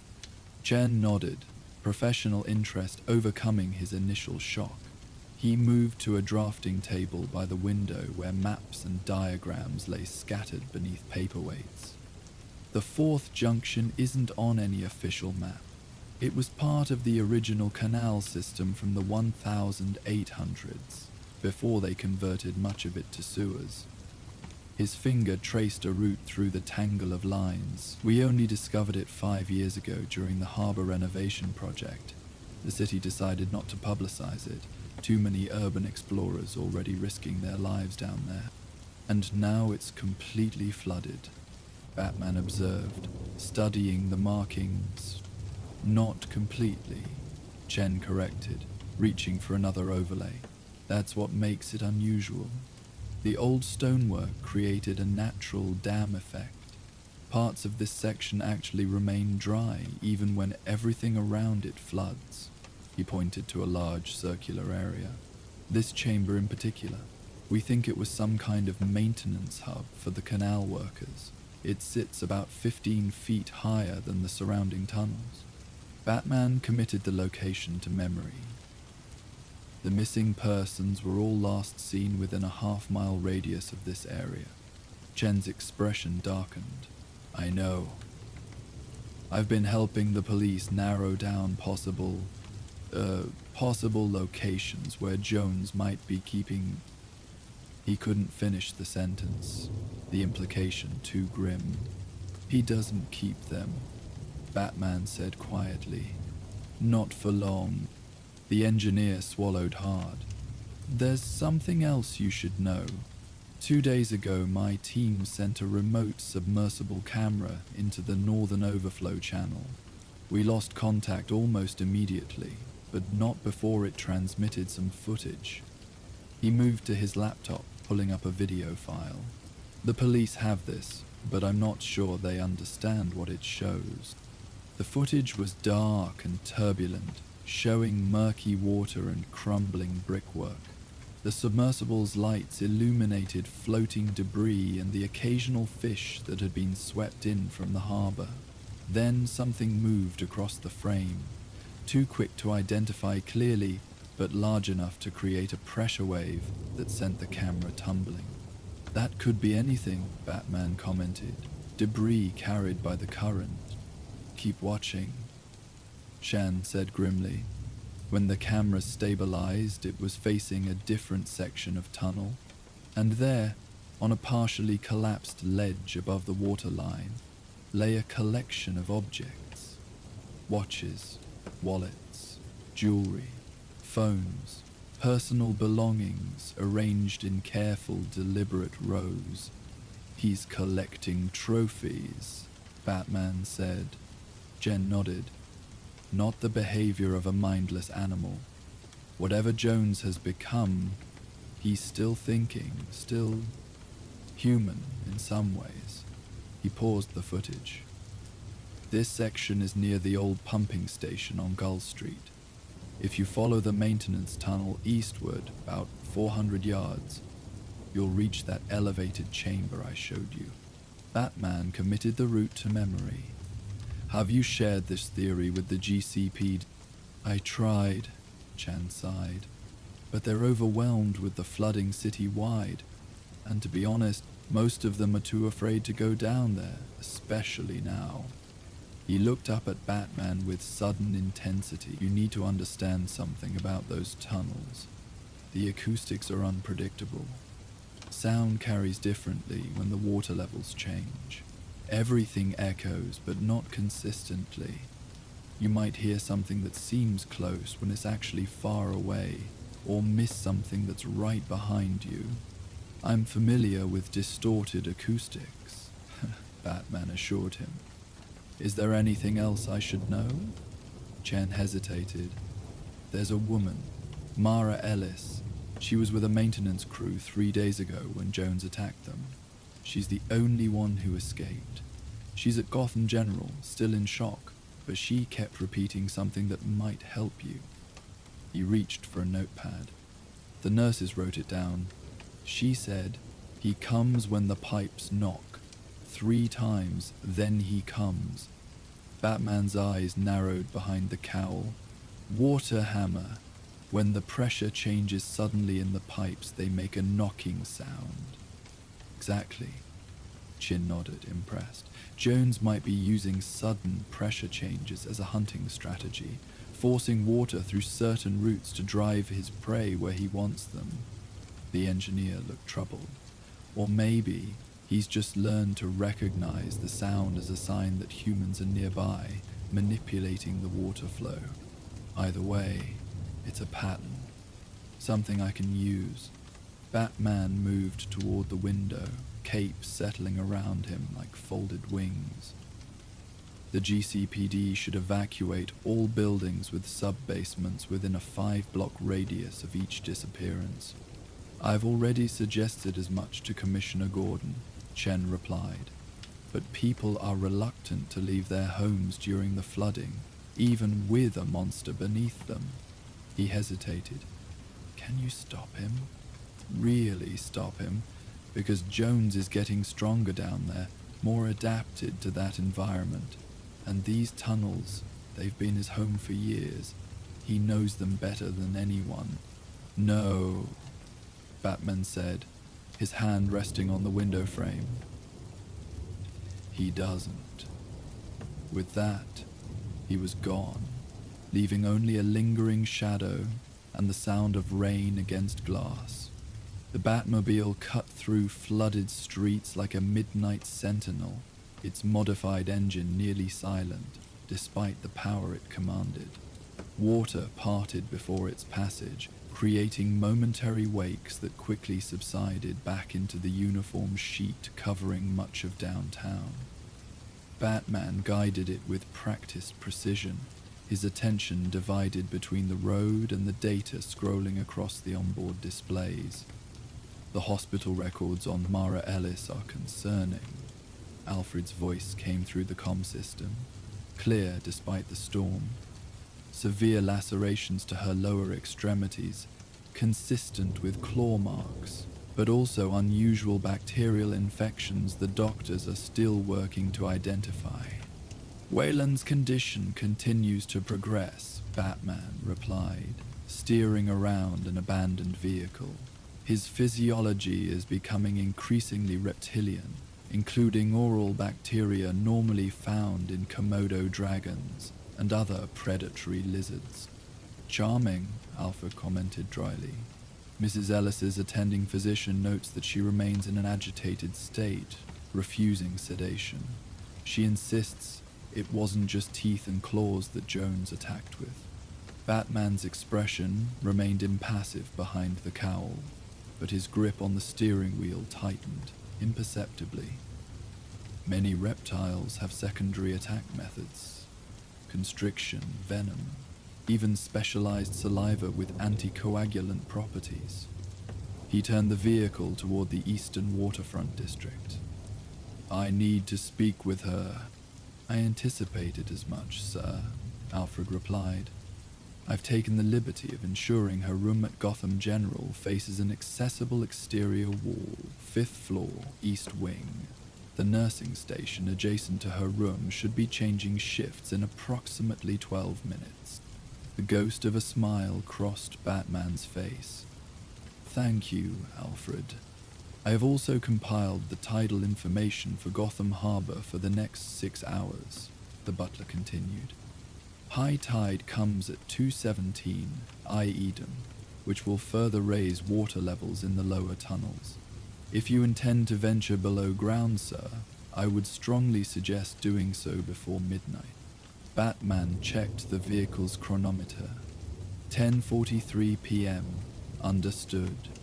The Batmobile slowed as it approached Gotham General Hospital, its exterior lights dimming until it was merely another shadow in the rain-drenched night.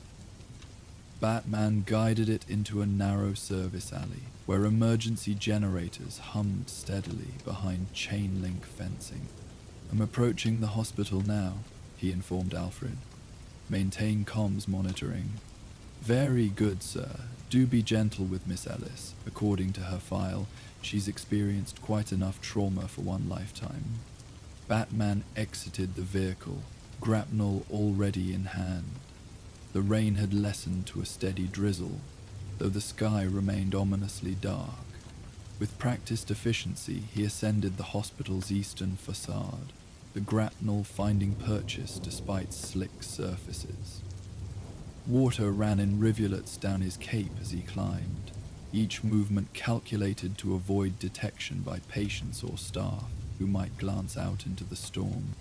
The 5th floor window revealed a dimly lit hospital room, its single occupant, a woman who sat rigidly upright in her bed despite the late hour. Bandages wrapped her lower legs, and an IV stand beside her dispensed fluids and antibiotics. Her gaze was fixed on the wall opposite her bed, her expression haunted by memories too recent to have faded. Batman tapped softly on the glass, just enough to draw her attention without startling her. Mara Ellis turned, and though her eyes widened at the sight of the dark figure at her window, she showed no fear, only a strange, desperate relief.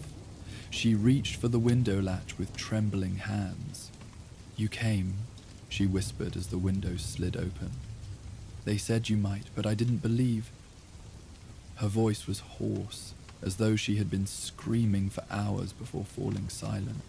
I need to know about Wayland Jones, Batman said, keeping his voice low as he entered the room. About how he attacked your team. Mara's gaze dropped to her bandaged legs. We were checking the pumping station near Dillon Street. Standard procedure during heavy rains.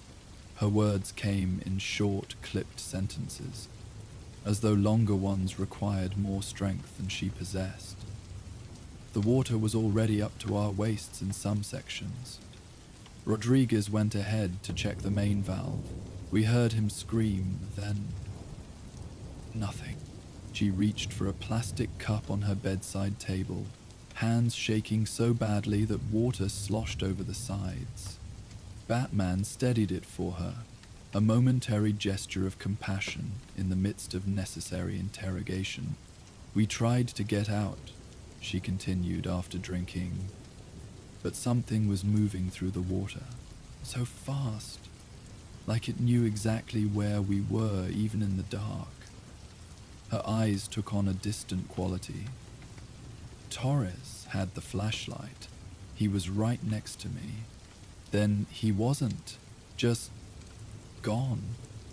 Pulled under without even a splash. How did you escape? Batman asked quietly. The knocking, she replied, her gaze suddenly intense. In the pipes. 3 knocks, then he came. Every time. I realized he was using the pressure changes to navigate, so when I heard it the 3rd time, her voice caught. I climbed. There was an old maintenance ladder, rusted but still attached to the wall. I went up while he went for Matthews. I kept climbing until I found a service passage, crawled until I reached a street grate. Batman nodded, processing the information. You said it wasn't just teeth and claws. What else did you see? Mara's expression tightened with recalled horror. His skin. It wasn't just scaled anymore. It was changing, adapting to the water. And his eyes. They had these membranes that closed sideways like a crocodile's, but worst was his jaw. She unconsciously touched her own face. It extended, unhinged like a snake's. He took Torres' whole head in one. She couldn't finish. You've helped more than you know, Batman said, moving back toward the window. Gotham General will transfer you to the secure wing tomorrow. You'll be safe there. Wait, she called softly, reaching out a hand. There's one more thing. When he attacked, he spoke. Not just growls or that animal voice people talk about. Real words. Her expression clouded with confusion. He said, "Not yours anymore, mine now," like he was claiming territory. Batman paused at the window's edge. Rest now. You're safe here. Am I? She asked, her voice suddenly small. The rain keeps falling, the water keeps rising, and he keeps getting stronger down there, doesn't he? Batman had no comforting lies to offer. Instead, he simply said, "I'll find him." Then he was gone, leaving only the soft sound of rain against the now closed window. The entrance to Gotham's northeastern drainage system lay hidden beneath an unassuming maintenance shed near the harbor's industrial zone. Batman approached on foot, having left the Batmobile concealed several blocks away. The rain had intensified again, drumming against his cape and cowl with renewed determination, as though the storm itself were trying to warn him away from what lay below. I'm at the access point, he sub-vocalized into his comlink. Water levels are higher than anticipated. The tide is coming in more rapidly than forecast, Alfred replied, his voice a reassuring presence in Batman's ear. A storm surge from the bay is pushing additional water into the system. May I suggest an alternative entry point? No time, Batman responded, examining the heavy metal grate that covered the access shaft. Jones has established a pattern now. He's hunting methodically, expanding his territory with each victim. He gripped the grate, enhanced strength allowing him to lift what would normally require machinery. The longer we wait, the more people die. The opening revealed a vertical shaft descending into darkness, the bottom obscured by rising water that gleamed dully in the faint light. The smell that rose from below was a complex mixture of brine, decay, and the particular musty scent that belonged uniquely to Gotham's oldest underground structures. Batman secured a line to a nearby structural support and began his descent, the reinforced cable spooling smoothly from his utility belt. The sounds of the city faded with each foot, replaced by the hollow echo of water against ancient stone and the steady drip of moisture from unseen crevices. As he reached the water's surface, he paused, activating the enhanced vision mode in his cowl lenses. The murky liquid below revealed itself in ghostly gradients of blue and green, showing depth and current patterns. He lowered himself further until he was immersed to his chest, the suit's thermal lining immediately compensating for the water's chill. "I'm in," he reported. "Visibility underwater is approximately 2 feet, current moving northeast at 3 knots. The submersible camera's last transmission came from approximately 400 yards in that direction," Alfred confirmed. "Do exercise caution, sir. The structural integrity reports for that section are concerning at best." Batman moved forward, keeping to the narrow maintenance ledge where possible, wading through chest-deep water where it wasn't. His progress was deliberate but silent, each step carefully placed to create minimal disturbance in the water. The tunnel curved gradually eastward, its ancient brickwork occasionally giving way to more modern concrete reinforcements, like geological strata revealing the city's layered history. The sounds here were as Chen had described, distorted and unpredictable. Water flowing through distant passages created hollow moans and whispers that seemed to come from everywhere and nowhere. Batman kept his breathing measured, his senses attuned to any pattern that might emerge from the ambient noise. "Passage narrows ahead," he murmured, approaching a section where the ceiling dipped lower and the water appeared deeper. Signs of recent structural damage, claw marks on supporting columns. Territorial marking, perhaps, Alfred suggested. Many reptiles scratched to establish boundaries. Batman examined the gouges in the concrete. "These aren't symbolic, Alfred. They're systematic, testing the structural weaknesses." He ran a gloved finger along one deep furrow. "He's planning something." A sudden sound echoed through the tunnel, a hollow metallic knocking that reverberated off the stone walls. Batman went still, counting silently. 1, 2, 3. "He's hunting," Batman whispered, pressing himself against the tunnel wall, becoming one with the shadows. The water's surface remained unbroken, but Batman's enhanced vision detected a subtle shift in the current. Something large moving beneath, displacing water with barely a ripple. Years of training allowed him to regulate his breathing, his heartbeat, to become as silent and still as the stone that surrounded him. The disturbance in the water moved past his position, heading deeper into the tunnel network. Batman waited until he could no longer detect its presence before continuing forward, now moving with even greater caution. "Sir, the tidal charts indicate you have approximately 50 minutes before the water level rises another 3 feet. Alfred's voice was pitched low in his ear, as though the butler himself were whispering directly beside him. "Understood." Batman pressed onward, following the route Shin had outlined toward the elevated chamber. The passage gradually widened, opening into a junction where multiple tunnels converged. Here, the water ran swifter, channeled by the tunnel design into a central flow that disappeared into a large drainage pipe. Batman paused, studying the configuration. Something wasn't right. The water flow pattern didn't match what should have been happening according to the schematics. Some passages that should have been filling with water stood nearly dry, while others showed signs of recent powerful currents where there should have been only gentle flow. "He's rerouting the water," Batman realized aloud, "blocking certain channels, opening others. He's not just adapting to the environment, he's reshaping it." "To what end, sir?" Alfred asked. "To create a labyrinth only he can navigate," Batman replied, examining a partially collapsed wall where bricks had been systematically removed. and to direct anyone who enters towards specific points. A trap, in other words. And Batman was walking into it, knowingly.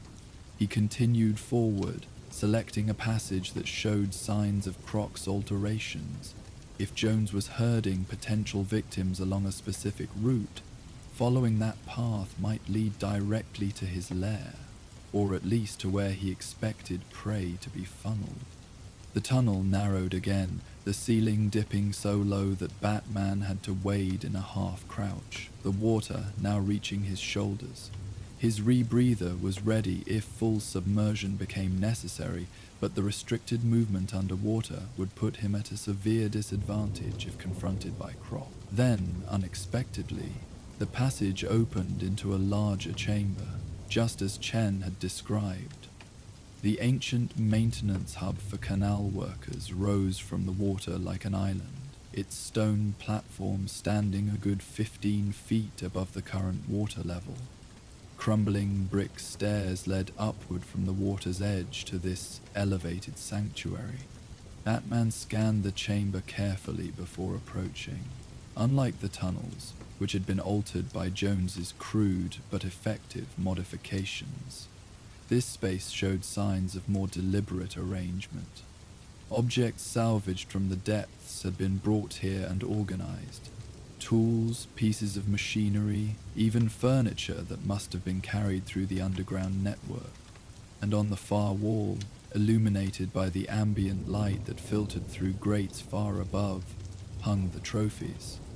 Personal belongings of victims arranged in neat rows, watches, jewelry, identification cards, phones, mementos of human lives now ended, displayed like artifacts in a twisted museum.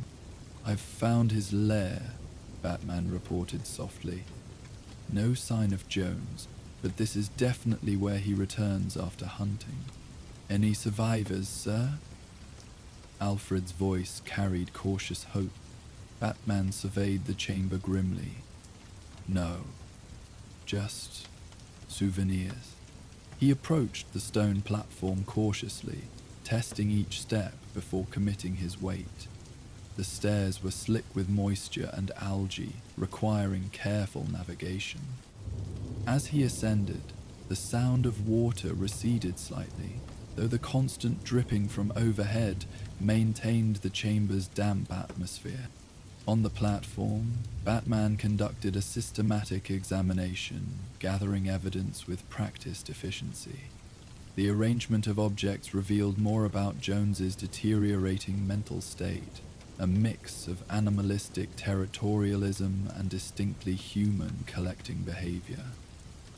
Things were grouped by type, by color, by size, showing a mind still capable of categorization and pattern recognition.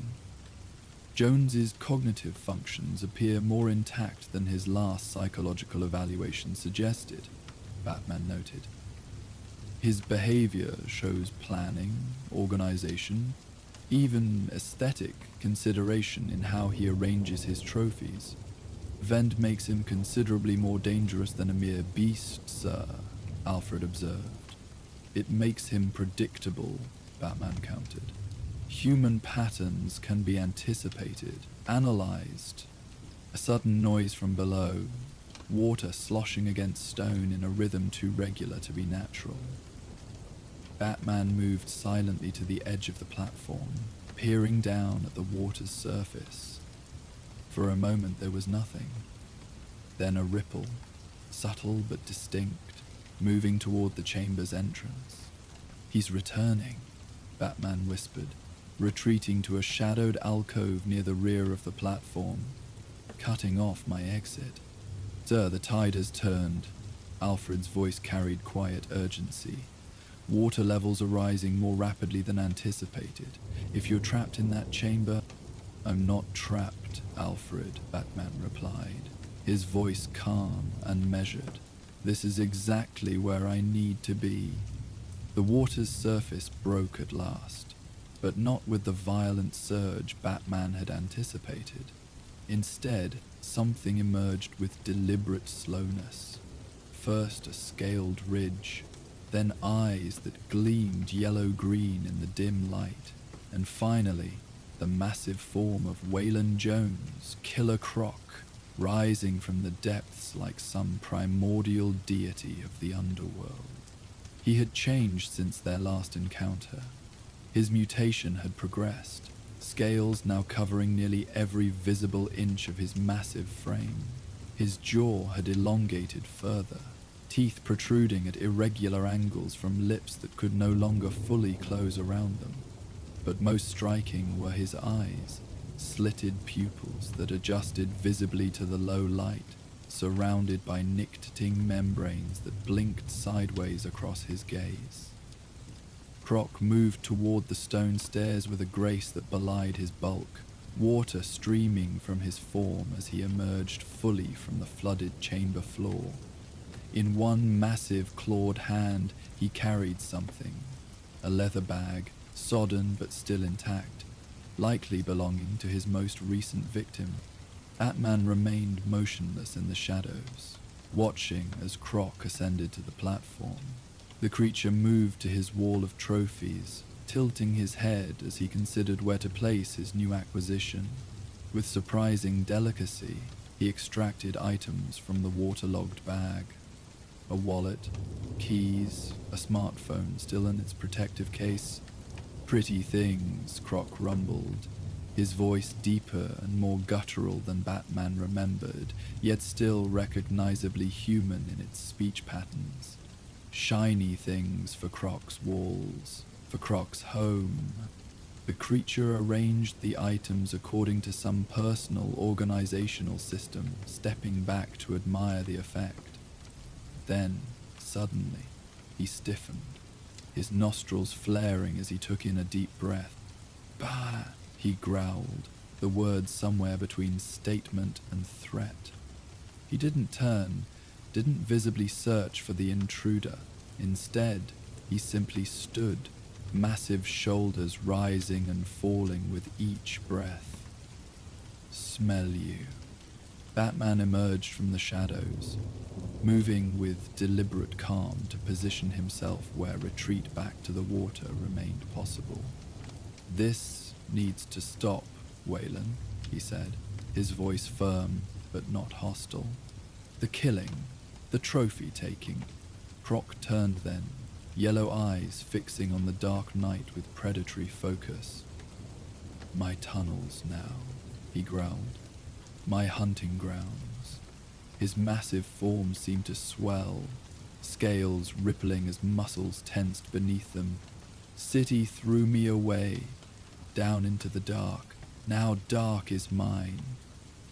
"These people did nothing to you," Batman replied, gesturing toward the wall of trophies. "They weren't responsible for what happened to you."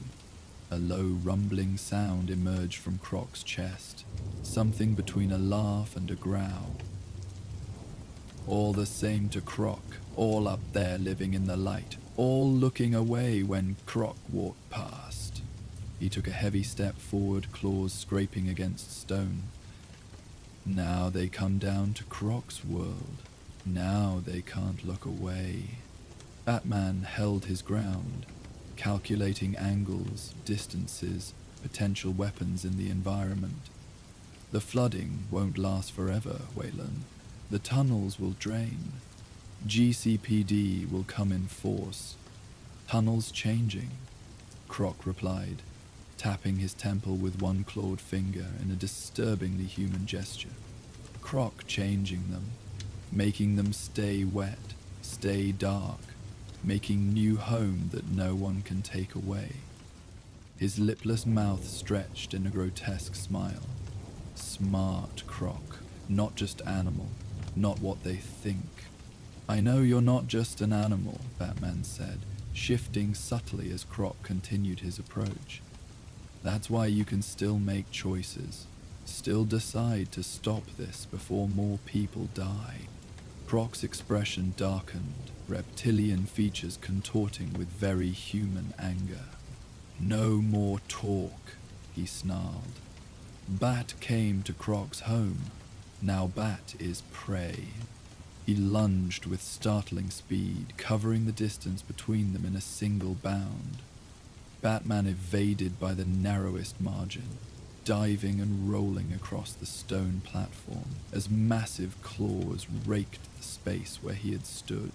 The confined space offered little room for Batman's usual acrobatic fighting style. Croc pressed his advantage, each swing of his powerful arms forcing Batman into an increasingly defensive posture. A glancing blow caught Batman's shoulder, the impact sending him staggering back toward the platform's edge. "Sir, the water level has risen another foot." Alfred's voice came with controlled urgency. "The emergency services are reporting significant structural failures throughout the Eastern Tunnel network." Batman had no breath to spare for a response. Croc charged again, jaws gaping in a roar that echoed through the chamber. This time, Batman met the charge directly, using Croc's momentum against him. A precisely timed strike to the creature's throat interrupted his roar, followed by a series of blows to nerve clusters that would have incapacitated a normal human. Croc stumbled, but didn't fall. "Stronger now," he growled, shaking off the attack's effects with alarming speed. "Oh, water makes Croc stronger. Dark makes Croc stronger." From his utility belt, Batman extracted the sonic device Alfred had prepared. As Croc lunged again, Batman activated it, sending focused sound waves at a frequency calculated to disorient reptilian sensory systems.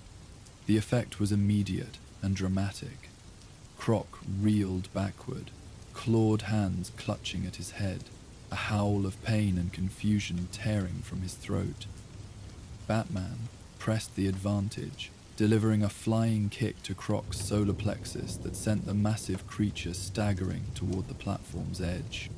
For a moment it seemed the confrontation might end there.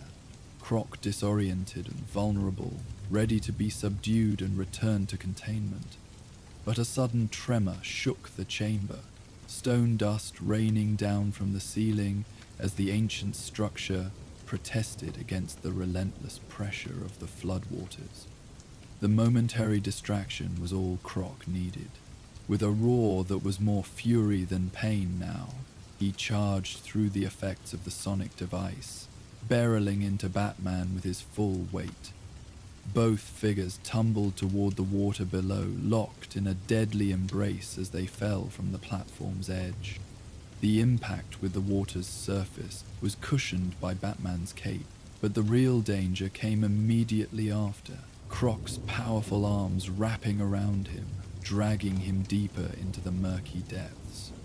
Batman activated his rebreather just as water closed over his head, the device supplying oxygen even as Croc attempted to hold him under.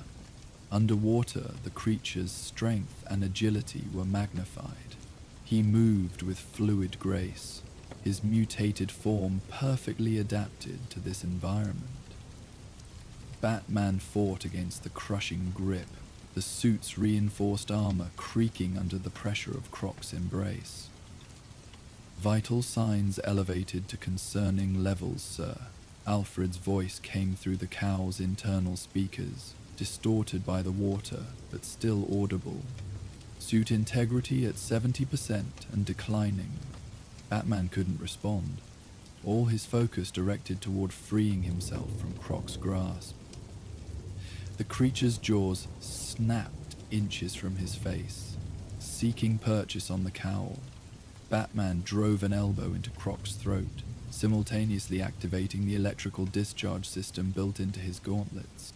The shock rippled through the water, causing Croc to convulse momentarily. His grip loosened enough for Batman to break free, kicking powerfully toward the surface, but Croc recovered quickly, massive tail a new development in his mutation, whipping through the water to intercept Batman's ascent. The impact sent Batman spinning through the murky depths, disorientating him as water pressure built in his ears. Above, the platform where they had fought was now barely visible, the rising floodwaters having nearly reached its level. Croc circled like a shark, yellow eyes gleaming in the darkness as he prepared for another attack. Batman needed to change the dynamics of this fight. In the water, Croc held every advantage. "Alfred," he managed through the rebreather. "The chamber structure. Weakest points? Northeastern support column, sir," Alfred replied instantly. "City records indicate significant erosion of the original limestone." Batman oriented himself in the murky depths, identifying the column Alfred had indicated. As Crack charged again, Batman allowed himself to sink deeper, drawing the creature down with him. At the last possible moment, he pivoted, using Crack's momentum to direct him toward the weakened column. The impact was catastrophic. Croc's massive body hit the ancient stonework with enough force to crack it from base to ceiling. A deep groan echoed through the chamber as the structural integrity finally gave way, followed by a rumbling cascade as sections of the ceiling began to collapse. Batman kicked upward, fighting against the swirling currents created by falling debris. Croc recovered more slowly, momentarily stunned by the impact and confused by the chamber's collapse around him. "Get clear, sir." Alfred's voice carried genuine alarm now. "The entire junction is showing signs of imminent structural failure." Batman broke the water's surface, gasping despite the rebreather as his lungs demanded more oxygen than the device could provide. The platform where Croc had displayed his trophies was now almost completely submerged, water lapping at the macabre collection. A massive scaled hand erupted from the water beside him, clamping around his ankle with crushing force. Batman was dragged under once more, coming face to face with Croc's rage-contorted features. "Destroy Croc's home," the creature snarled, the words somehow clear even underwater. "Croc will destroy Batman had one last countermeasure. A concentrated capsule of liquid nitrogen designed for emergency freezing of mechanical systems. As Croc's jaws gaped wide to deliver a killing bite, Batman crushed the capsule directly against the creature's throat.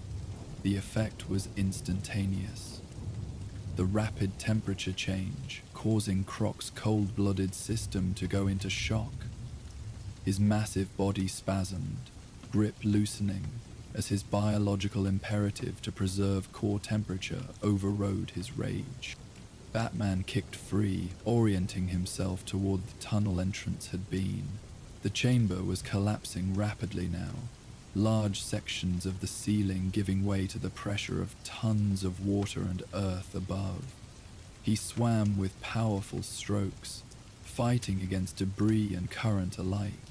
Behind him, barely visible in the turbulent water, Croc's massive form was already beginning to move again. Slower now, but still pursuing, still hunting. The cold had slowed him but not stopped him, his mutated physiology already adapting to the shock. Batman reached the tunnel entrance just as another section of ceiling collapsed, massive stones plummeting into the water with explosive force. The shockwave propelled him forward into the narrow passage, tumbling him through darkness as the chamber behind collapsed completely.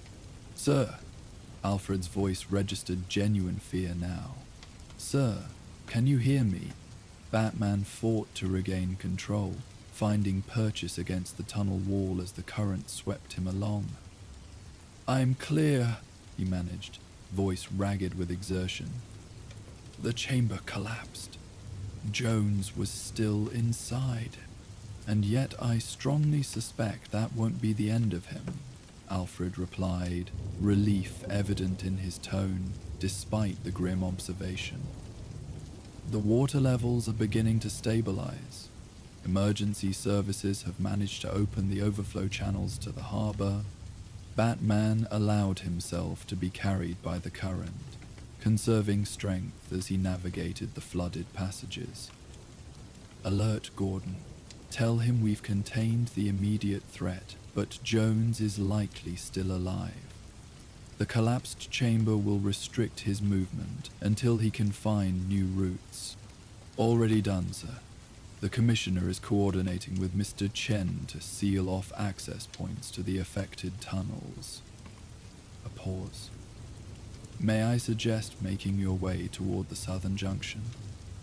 My schematics show an emergency access shaft that should lead to street level near Robbinsville. Batman oriented himself, finding the southward passage through which the current now flowed. On my way. He swam with measured strokes, each movement carefully calculated to preserve energy while maintaining progress against the persistent current. The journey through the flooded tunnels was long and arduous, the darkness broken only occasionally by faint light filtering through storm drains above. Batman's enhanced vision mode had been damaged in the fight, forcing him to navigate largely by touch and memory. Several times, distant sounds echoed through the tunnel network. Deep, rumbling noises that might have been further structural collapses or might have been something large and powerful still moving through the depths. Finally, the emergency shaft appeared, a vertical tube rising toward street level, its metal ladder rungs slick with moisture but intact. Batman began the ascent, muscles burning with fatigue as he climbed toward the surface world. GCPD reports all known victims have been accounted for, Alfred informed him as he neared the top. No survivors, I'm afraid, but at least the families will have closure. Batman pushed against the heavy access cover, emerging into rain that now seemed gentle compared to the chaos below. The street was deserted, emergency vehicles visible several blocks away, where crews worked to manage the flooding. The rain is finally slackening, sir, Alfred noted. The meteorological services predict it will taper off by morning. Batman stood for a moment, letting the clean rain wash over him, cleansing the stench and filth of the tunnels from his suit. It won't be the end, Alfred. Jones will adapt again, find new hunting grounds. But you've bought time, Alfred replied. Saved lives that would otherwise have been lost. Sometimes, sir, that must be enough. Batman nodded silently, knowing the truth in Alfred's words. The Batmobile appeared at the end of the street, responding to his remote signal, its familiar silhouette a welcome sight after the alien landscape below. As he moved toward the vehicle, Batman cast one last glance at the access shaft from which it emerged. For a moment he thought he detected movement in the shadows below, a flicker of yellow-green eyes watching from the darkness. But then it was gone, leaving only the sound of rain and the distant rumble of thunder rolling across Gotham's skyline. The battle beneath the murk was over, for now. But, like the city itself, both predators would endure, one dwelling in darkness by choice, the other driven there by circumstance. Their paths would cross again, as inevitable as the rain that fell on Gotham's ancient stones, as certain as the tide that rose and fell in its secret depths. Batman slipped into the Batmobile, the vehicle's systems automatically beginning to dry and clean his suit as the door sealed shut. "Oh, Alfred," he said simply, feeling the weight of exhaustion settle over him. "The hunt is over for tonight." "Very good, sir," came the faithful reply. "I'll have hot tea waiting."